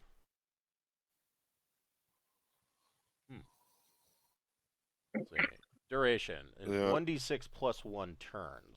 So, uh, so yeah, she turns back into Alora, naked, without her equipment. But she can heal up. Alora's a witch. I don't necessarily know that she has much modesty. I don't think she cares that she's naked. I'm gonna drink uh, a potion, I guess, for Okay. 1d6. I gave you 3 points of healing. Or yeah, it'd be 3 points. It kind of sucks, but it's something. But yeah, please. 3 points, and then I'm gonna drink. I have a potion in my inventory. I'm taking Oh, out. okay. So that's Well, 6. That's 9 points back, which is something. So I'm just down 7 now. Um, Aurora's got a shitload. This sucks. yeah. Okay, we've just got to see about sneaking out there and grabbing the shit. If you can make some seawater that I can rinse myself off with, maybe change my scent so I can't be tracked so easy. So Yeah, that's fine. That's while easy. you this 3 hours, so after 3 hours, they figure they can't get at you. But while you are, you have some, clearly you have time to look more around this room. The engravings on the wall are runic. They are written in the dwarvish tongue of Domshek. I don't think, does anybody speak Dwarven? Not me. Uh, no, I don't think I do. So Let me. you basically have no idea what these runes Well, say.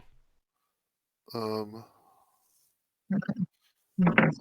nope. Dark speak Elvish common, and Borman knows common.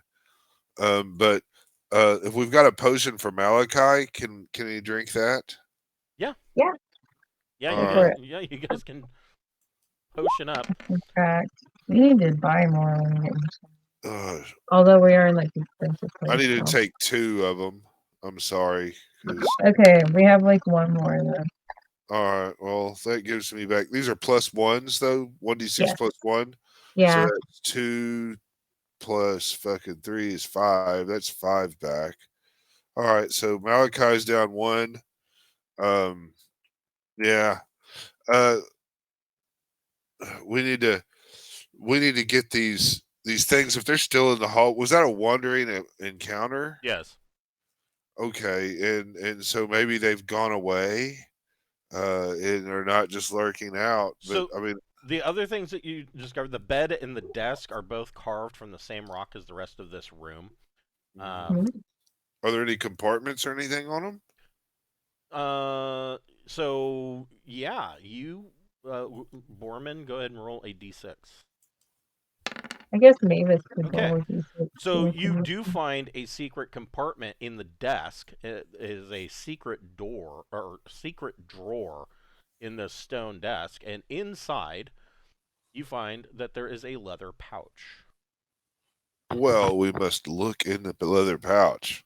There are 200 Ellsworth Electrum pieces.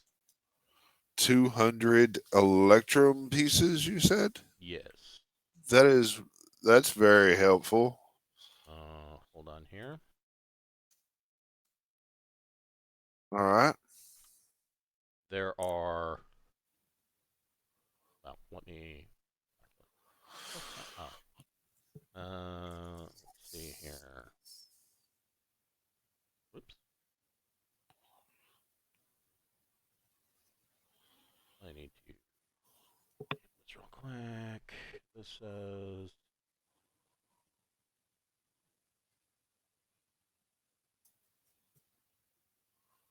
Yes.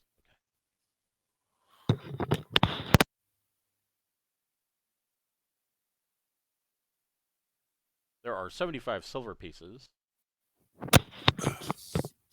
Okay.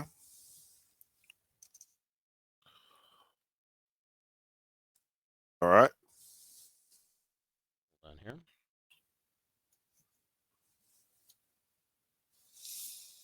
I'll put all these in the bag of shit I got to deal with, which there's plenty of room. Le bag of sheet. Yeah. There are 5 gems worth 50 gold pieces each.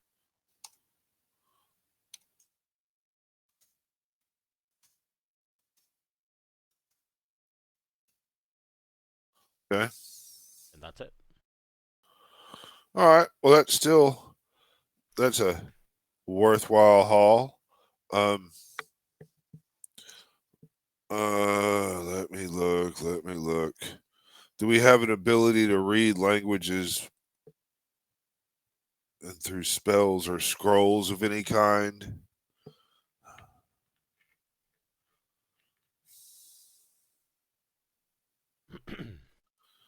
No.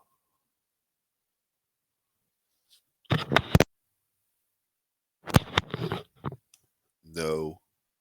We had a scroll of that, but I used it, and I don't Yeah. think it's permanent. So. So yeah, then we're just gonna go without any Dwarven knowledge because we don't know if Dentri or Jackson could read it. Could we copy it or something? Well, they're back. They're Dentri and Jackson are Right. still in Gnomeveiholm. Yeah. So can we copy this Yeah. with a little, either Malachi or Laura, I guess, would be the copycats with scriberies. Yeah, you can copy down this this wall scroll. We'll Someone do else that. can read it too. Yeah, and try to disable the trap. Okay, so yeah, you shim the uh, The floor. the floor and kind of Yeah. lock it in place so that you don't have to worry about anybody else falling. Yeah. All right, so All right. you are back to your base movement per 10-minute turn. Where would you like to go from here? Well, I'm gonna be invisible as I kind of scout up around here. Okay, so at this point, so I'm you're gonna go get my stuff. yeah. Laura goes gets her stuff and puts her clothes back on. So here.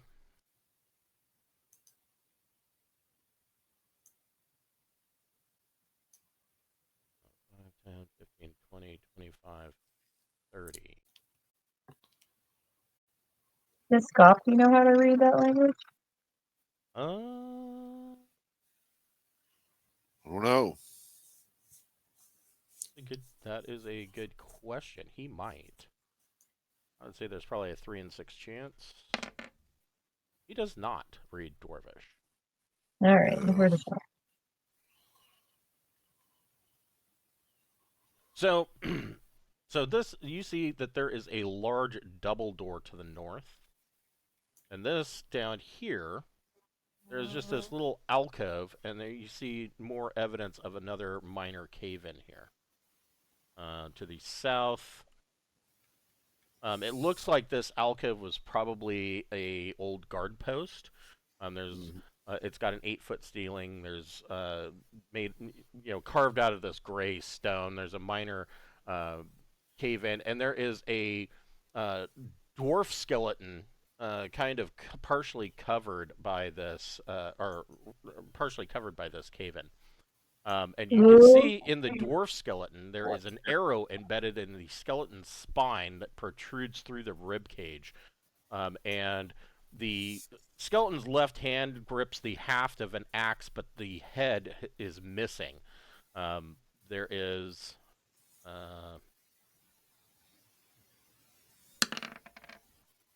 yeah, so look, you can tell that this is an axe handle, but the head is gone.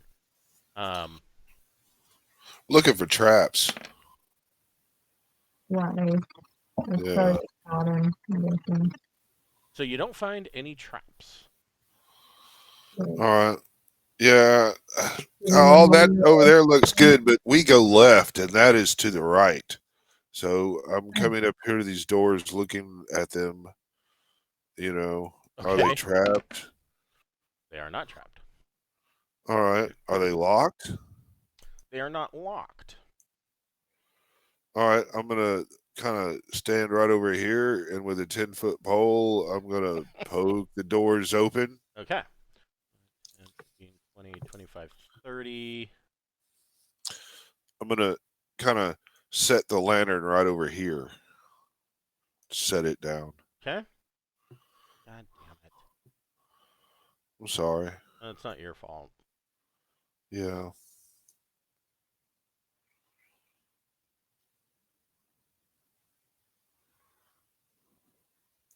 Just the stupid design of Roll20. So looking in, you can see that there is another minor cave in here. Right there. And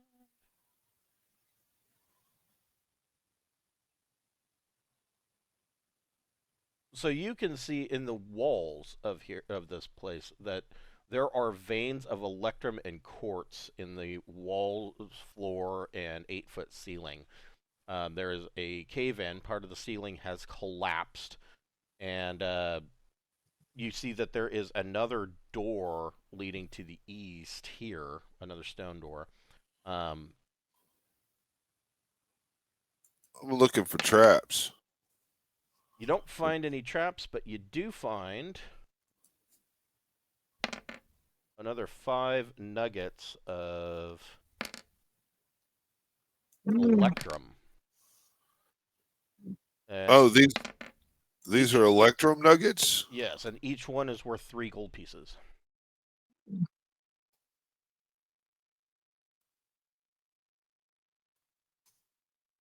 Three gold pieces?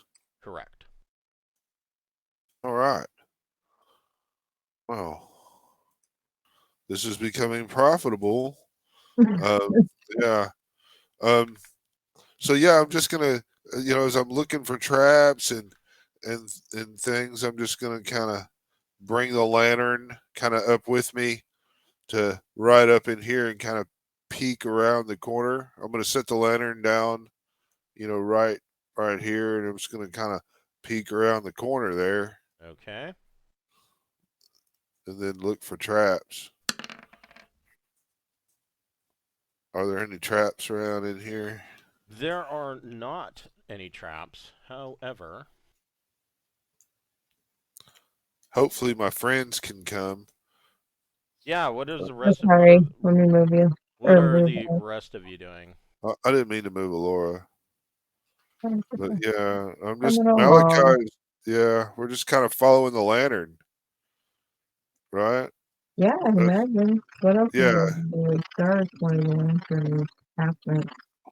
yeah. So the lantern's right in here, and they're kind of following along behind. I'll be going, psst, come on. And all right, wait. So they stay about that far. So what the fuck that means. So these guys.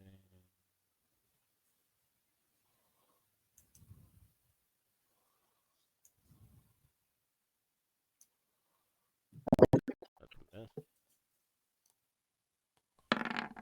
And another mess. Attempting to ambush Borman Mm. from beneath What? the ground. Oh,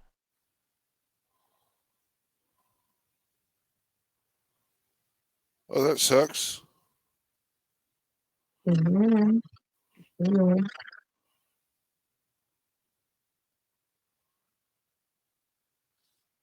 Oh, these Antioch things. Oh, more of them? Shit, we should get out of here. Fuck this.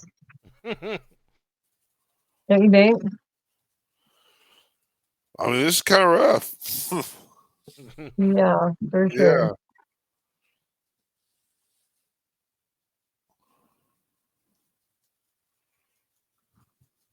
Yeah. But right now, I mean, we've got these fucking things. We got to deal with them. True.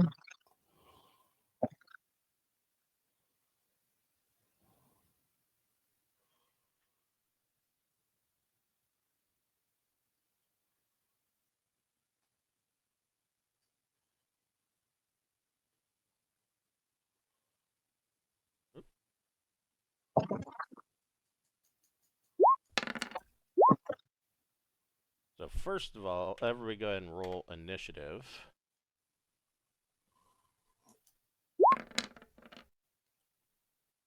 Oh, wow.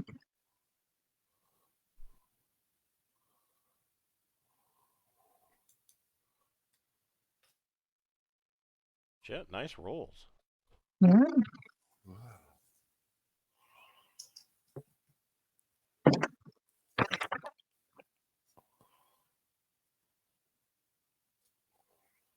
And then each of your characters roll another d6.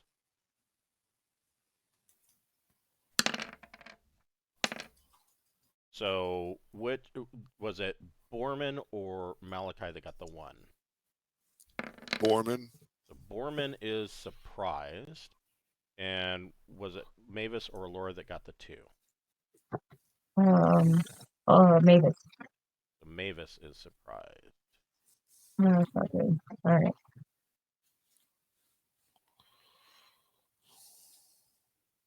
All right. So Borman and Mavis are both surprised. What does Alora want to do?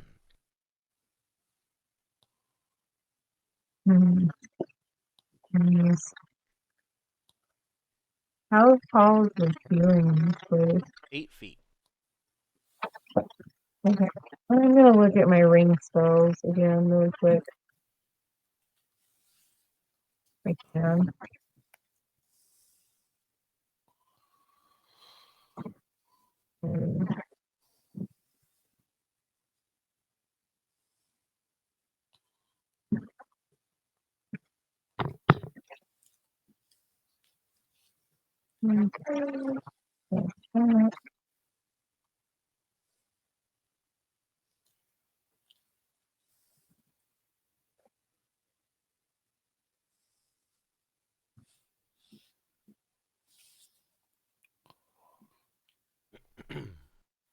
Sorry. No, you're fine. No, it's okay. Yeah. Yeah, these guys are vicious. Take your time.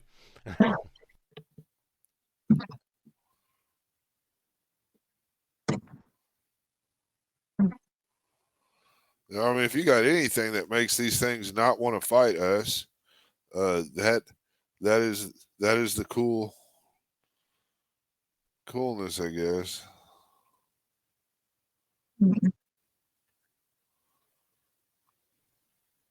We're not going to be able to outrun them, I don't think. But, They've got Yeah. a 40-foot encounter movement rate and yeah, 20 feet while burrowing underground. yeah. Now, the one benefit is that this room is, of Oh. course, basically stone with veins of quartz and electrum in it. So, Okay. I think I know what I'm gonna do. I'm going to take a bunch of coins and throw them past where my friends are. okay. And hopefully they'll eat the metal. I think these are carnivorous. Oh, Yeah. The onkegs sorry. eat soil, but they prefer I fresh thought we were flesh. fighting. I'm sorry. I thought we were fighting another rust monster. I got really confused. No, these aren't rust monsters. These are onkegs. You haven't found any rust Oh, monsters yet. Right. Yeah, but if Sweet. you've got meat, I do have meat. I could throw some meat. Okay. I got a shitload of iron rations. I got like a bunch of beef jerky. Okay. I will allow that. Okay. Go ahead and roll 2d6 and add your charisma modifier to it.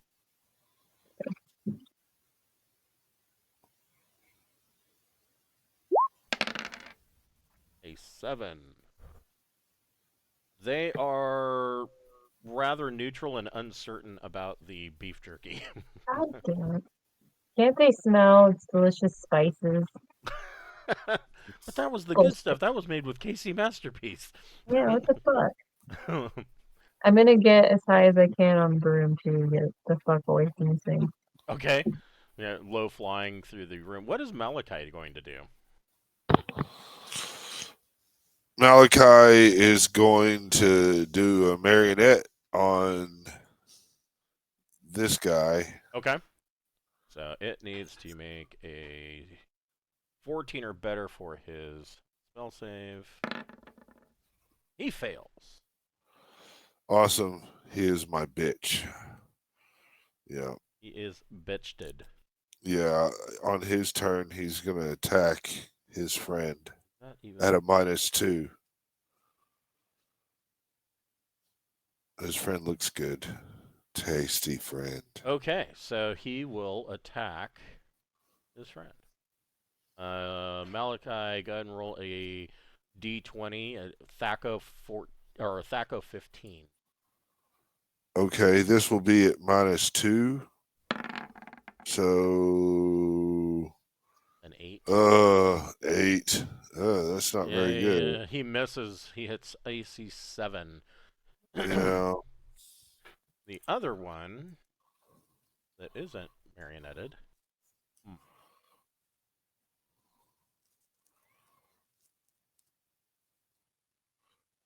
That'd be the only thing that's attacked it. So This one squirts acid at Alora. Alora, make a save versus breath. oh, you funky Cole Medina.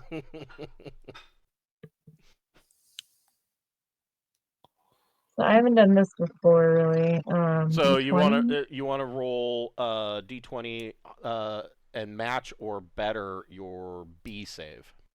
So high, go high. Ah, damn it. It was 16 for breath, you said? Yes.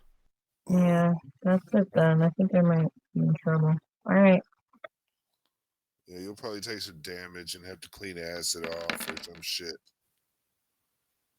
Alora takes 13 acid damage. Damn. And will take 1d4 acid damage every turn until it is washed off. Or I don't have any hit points left. I'm 0.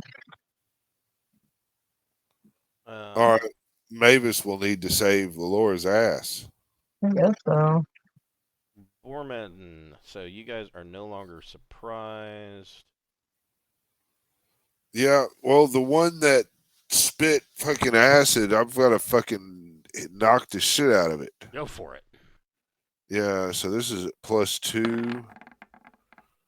So 15. And so I'll hit AC2. Yeah, all right. Yeah, so here we go. Eat this, Mr. Ancog fucker. So that's 10 points of damage. Nice. Okay. That was a good chunk of damage. What does Mavis want to do? So since Alora's hit points are 0, is she just like dead and it's over? Oh, Is is Alora's hit points 0? Yeah, it was the exact amount that I had for HP, so I'm at 0. Okay, so hold on here. Alternate rules for death. Alora needs to make a save versus death. Roll high. Okay. Oh shit! Come on, man. Damn. No. I took so much freaking experience in this character. Don't you Oh. have a scroll of raised dead though? I think so. I thought that would make them like a zombie. No. No. No. Oh, okay. All right. It's good raise the dead. It's not bad. Yeah, yeah, man. No, it's not over yet. Reuse the scroll. I mean, I think you might, at worst, you might lose a constitution point or some shit. That is. That can wait until the thing is dead. Yeah, Can't you've got. Clearly, you've got time. Yeah. Yeah, it's hard to help her now. Oh. So I did queue up my level 5 spell to be like a chaotic bad spell to only use in like an extreme circumstance. Yeah, it's 4 days per level of the caster above 7th. So yeah, you've got plenty of time. Yeah. All right. We just got to kill these things. So I for my only 5th level spell for Mavis, I have Finger of Death on there. It says that it's gonna like make me all traumatized and weird though, because it's a chaotic spell to cast and it's only for desperate. So yeah, But this seems like it. They killed my friend right in front of me. So that is true. Oh, role play it out. That's what I'm talking about. That's the loop around. That Yeah. is the loophole of all gaming is the role play. So yeah, directs a ray of deadly magic at a single target. If the target fails a saving throw versus death, it dies instantly. Casting Finger of Death is a chaotic act.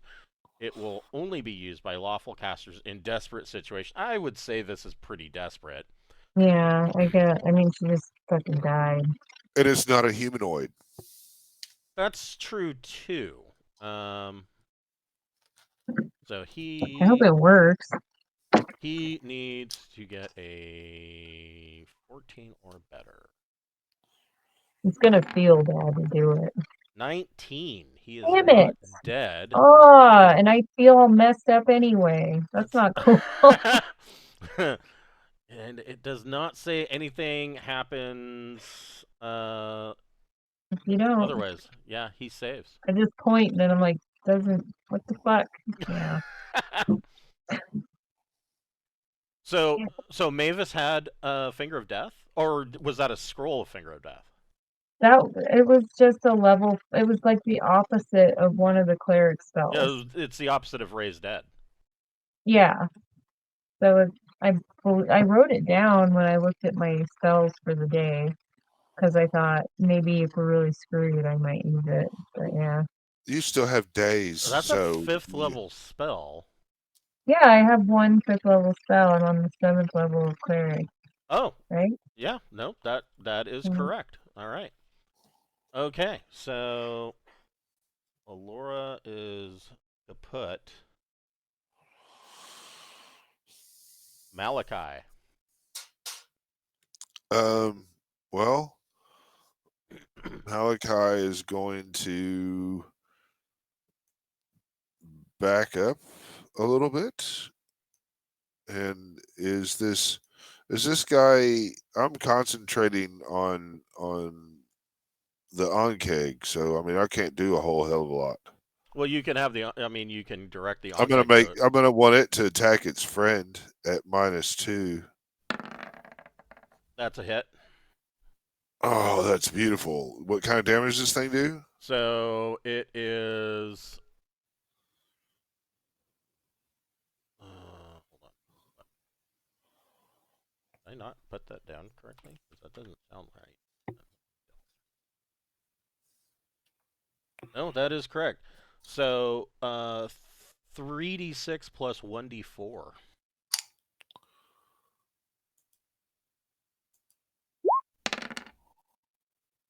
There's 5. Boo. Plus how many d4? 1d4. Okay. For an additional 2. And 7. this guy is getting fucked up. He is going to have to make a morale check.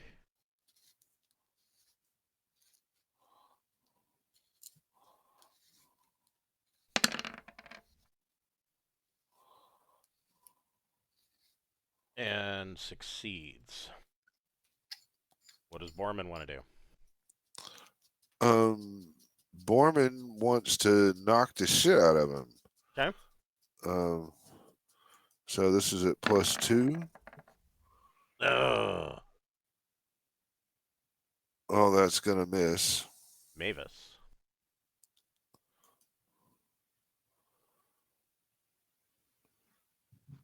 I guess. Anything, kill this fucker. I guess we just got an attack, right? Yeah. Yeah. He's hurting real bad. Okay, well that's good. Shit. Come on. Ugh. Malachi, gonna do another attack. Yeah. Like attack my little friend and get a 7 miss. That is a But miss. yeah, that's what it is. This Onkeg is going to try to bite Mavis.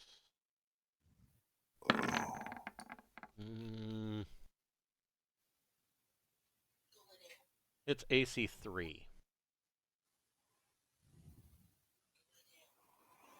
So yeah, that hits me. Okay. I have a lot of HP, thankfully. Yeah, thank God. For 11 points of damage. Okay. Plus 1 point of acid damage. All right. No. Borman. I'm gonna hit this guy. This roll is at +2. Yeah, so that's 20 to hit, and this is at +2. 6 points of damage. And this, you cleave this Onkeg in half. He is no more. Mavis, what are you doing? Trying another attack. You gotta run up and hit the one that is Still alive, yeah. Yeah.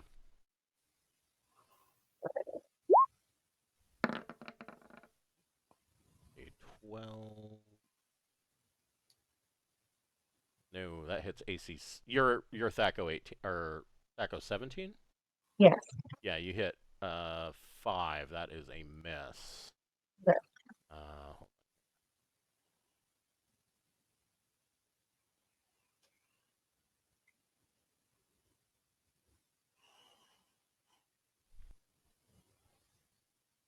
Brutal.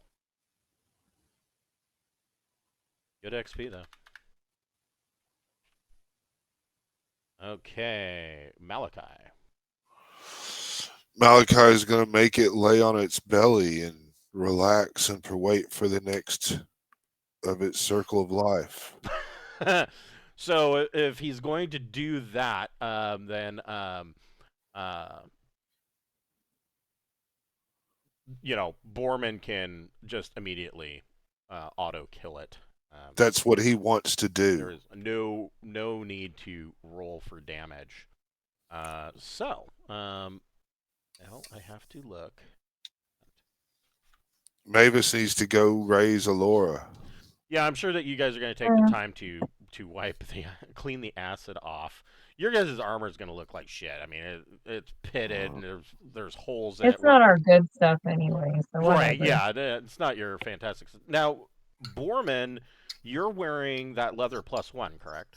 That's correct. Okay. So.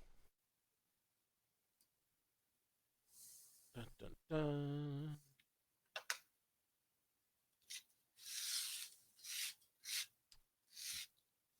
Borman, you can roll a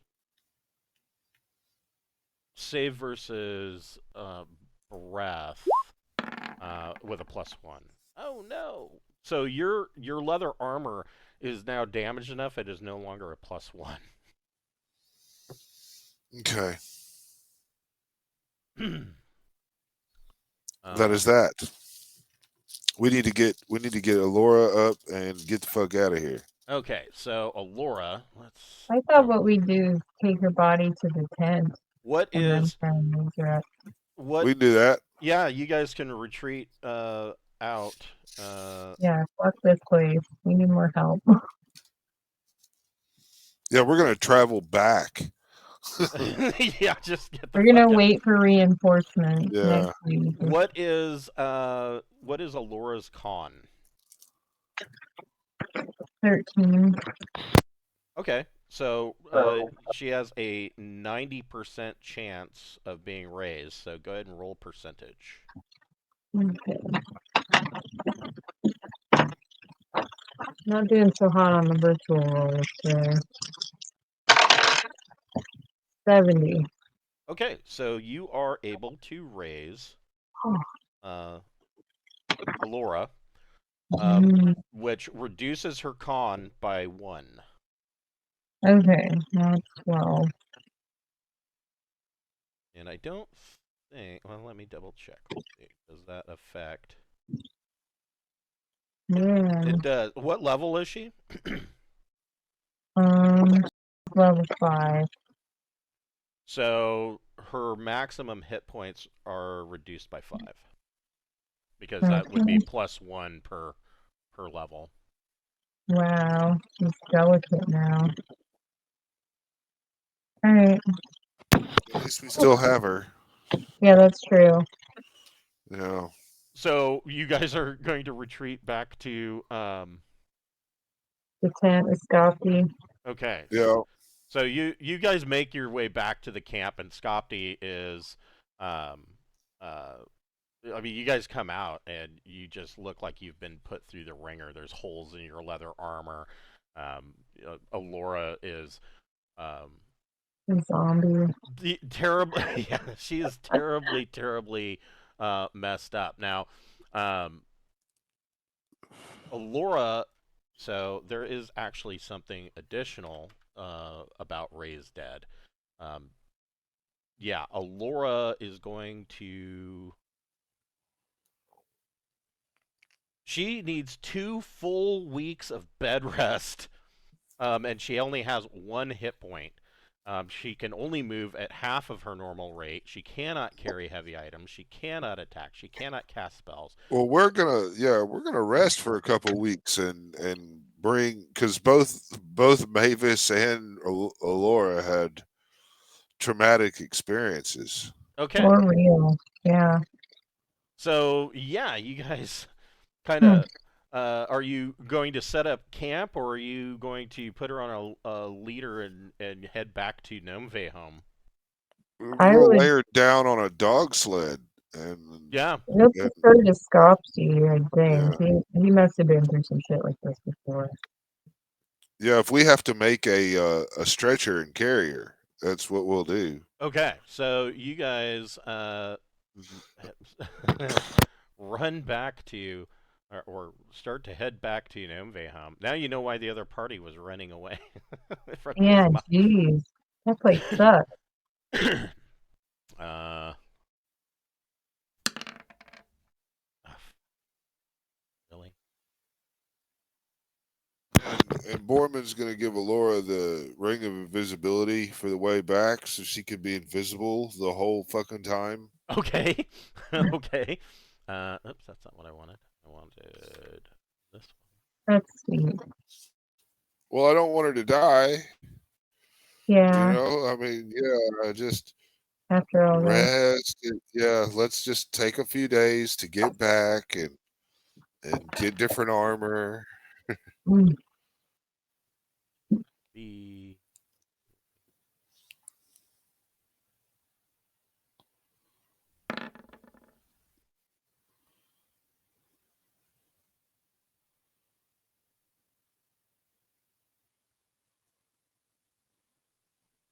Interesting.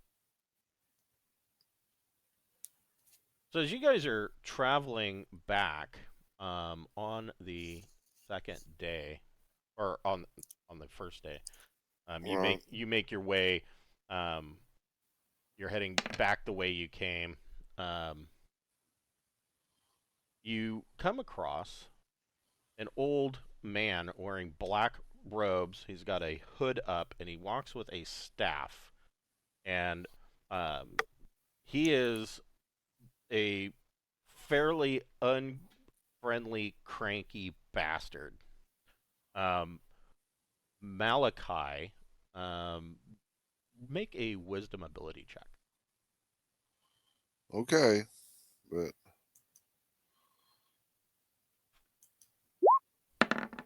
Ooh. So Malachi, you kind of immediately recognize that this guy is a fairly high level magic user. You can tell that he's got, you know, um, he's got like a sling bag, but on his robes are kind of cinched shut with a corded rope, and hanging from it, he can see that there are spell component pouches and whatnot. Malachi will go. Spellcaster, powerful. And he is Gonna roll initiative.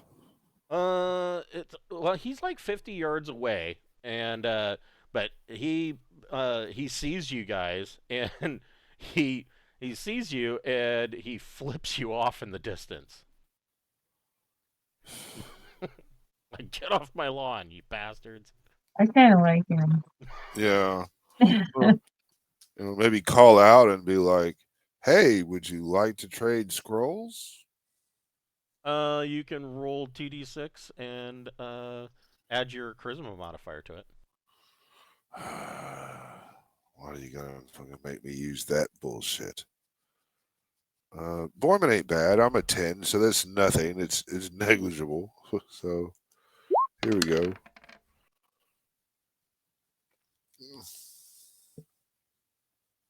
Four. Nope. He's basically, he tells you to piss off. Well, then we will try to kite around him and be non-confrontational. Okay. All right. But if at any time he gets within, um, let me look.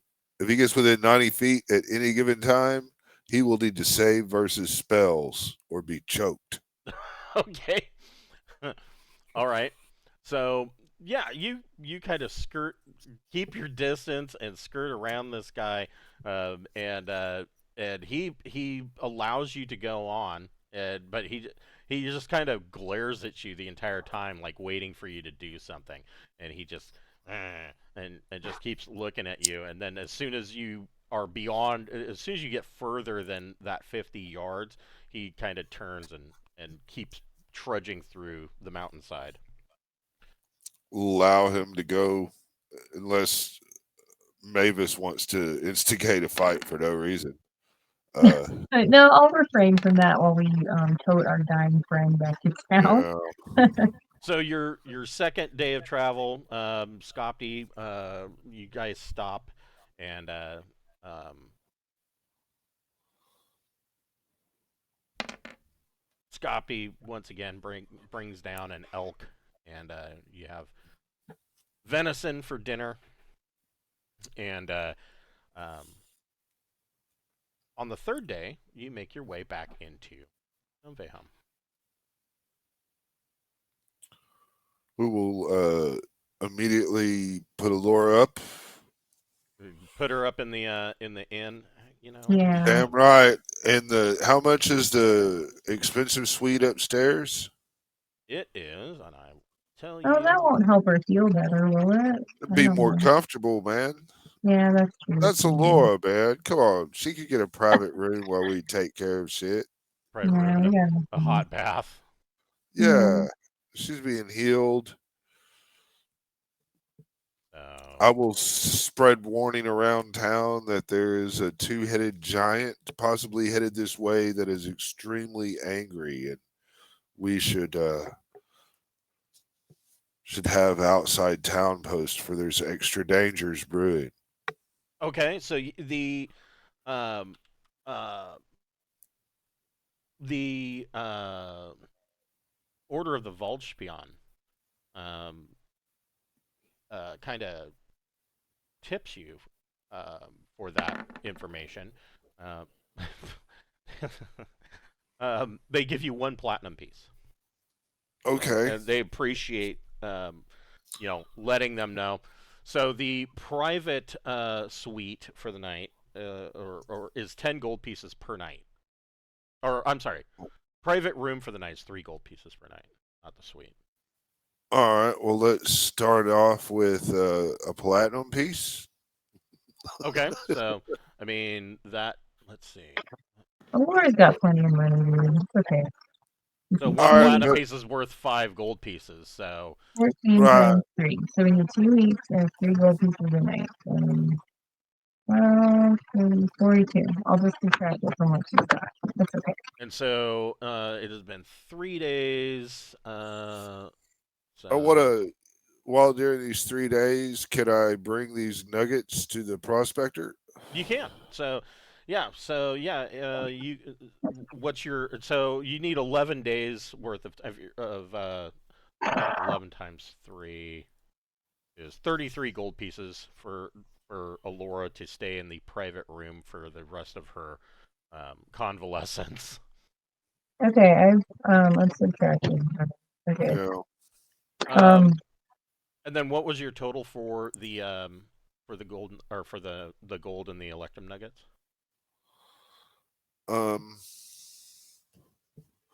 It is 5 gold pieces plus 15, so 20. 20 gold pieces total. Okay, and so we will pay you. What is the transfer rate? 3%. 0.03. 20. He will give you 19 gold pieces and 4 silver. All right. We almost ran out of moon potions. All right. Well, we might need to. Yeah, we might need to see about investing in that. But this place here is very price gougy. I Yeah, know, but the we ran out. so the trade post has healing potions, and I can tell you How much is a shitload of them? Well, I mean, I can use these party funds before the split. Like, so just how much? How much? How many do they have? So they have. I'll tell you.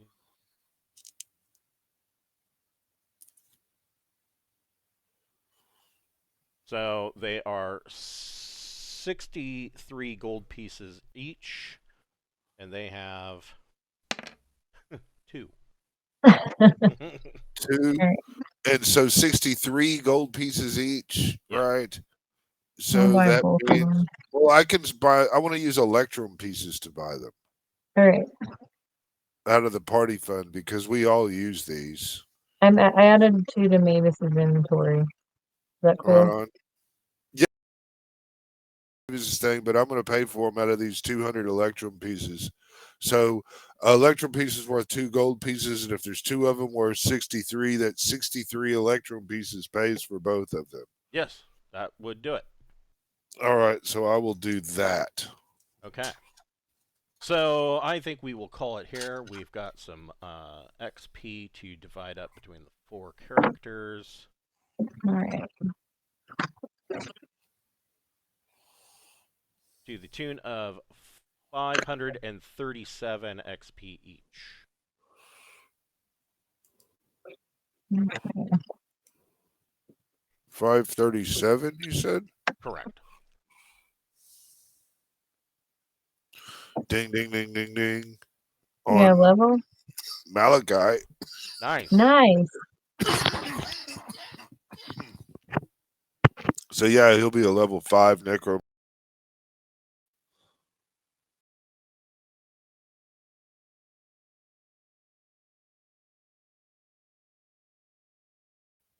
Sorry, I blipped out there for a second. So Malachi is a level 5 necromancer? Yeah.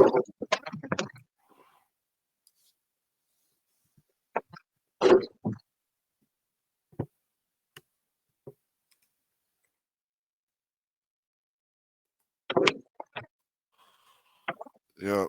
Level 5 necromancer, and at this point, I'm going to become a level 1 magic user, level 5 necromancer. Okay. Heck yeah.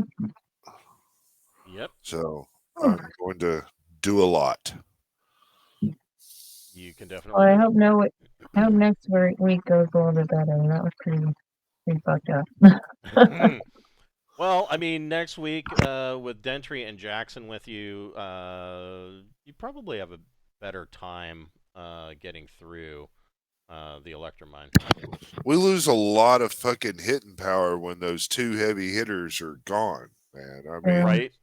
Yeah, Well, we and probably you, shouldn't call around I dungeons. mean, this particular dungeon was seeded with some tougher monsters. I mean, Absolutely. Bonkegs definitely hit above their pay grade. They definitely punch up.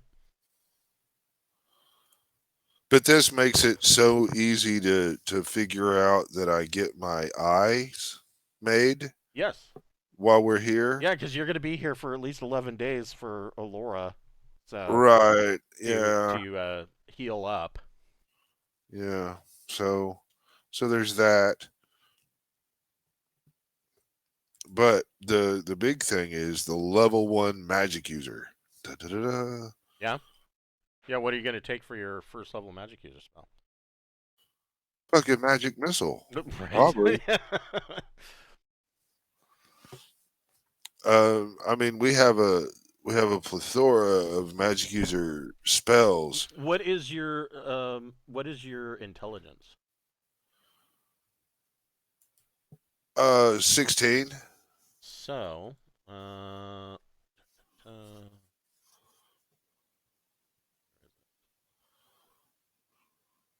so you get 4 first level spells. Yeah. I've got and I'll get some level 3 necromancer spells, and God, I get 4 magic user spells. That's Yeah. pretty cool. Yeah. Yeah. Let's look. Do you already have read magic?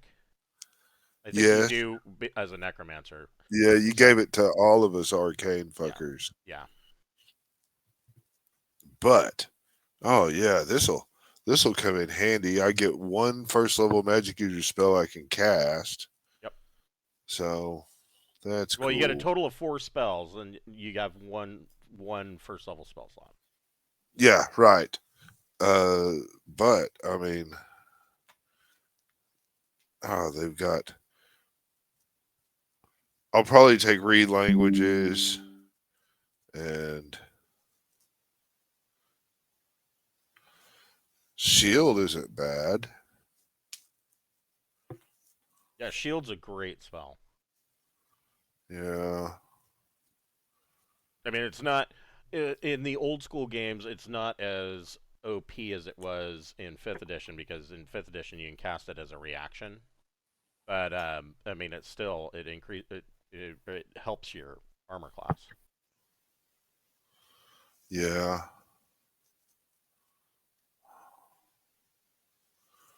I've got to thank, man, because there's charm person, but so we've got a player that already does that shit. Floating disc. Floating disc is infinitely useful spell. Yeah. So I think I'll do floating disc and magic missile and read languages. Yeah, read languages would be infinitely useful for you guys too. Yeah, and I mean, light is good. light. It's a good Yeah. spell too, especially considering the fact that the opposite is darkness. The reverse of that spell is darkness, so you can cast darkness. I can cast it at fucking yeah. Of course, I'll have them in my spell book. The chances of me having them memorized on any given day. Is just depending on what the fuck I did. Right. Right. You know. So, but yeah, all right. So yeah, those will be my 4 magic user spells, and I'm gonna take the first level magic user spells from our scroll stash. Yeah, you could do that too. Yeah, because I have a floating disc, magic user's floating disc scroll, and a magic user read languages scroll, which will come in handy if nobody knows Dwarvish when we go back to our shit. Right. Yeah. So that is that. All right. Yeah, let's read the scroll when Dentri and Jackson come back. It might matter or might not. Yeah, we might go there, we might not, because there's that tower. But That I was mean, I think crazy. when we got our boys, man, I don't know, man. I mean, we didn't see the rust monster. The real question I think we should think about is it really worth to go metal free? I mean, if the fucking rust monster comes out, you know, I think we should try to marry it and drop it immediately and go Yeah. from there. I mean, that's we got to keep things tacking and we got to be able to drop fast. But I mean, I think we're just having ranged and going slow and scout. So I can tell you that your idea of using the meat and the lair or the snare traps was a good one because that encounter in that hallway was originally 3 on kegs, Oh, but you lured one out. right. Okay, that's Yeah, cool. we We'll need be to. in better shape when we have 2 more people. It'll be all right. Yeah, and we just need to fucking get those fucking.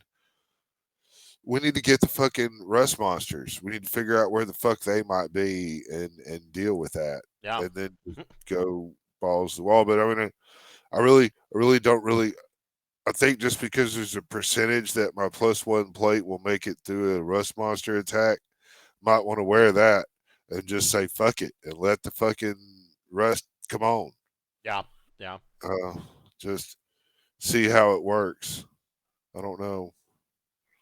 I'm gonna give some thought to not going back too, because Just that was. I mean, she died. Imagine going back there after that. That would just be. yeah, she spent the last 11 days basically telling tales of I saw a light at the end of the tunnel and Yeah. Yeah. So I don't know. We'll see what Jackson and Gentry think, but I'm gonna take off. Thanks everybody. All right, Good night. have a good Thanks. one, guys. Have I a will great see you night. next week. Bye. Have a good one.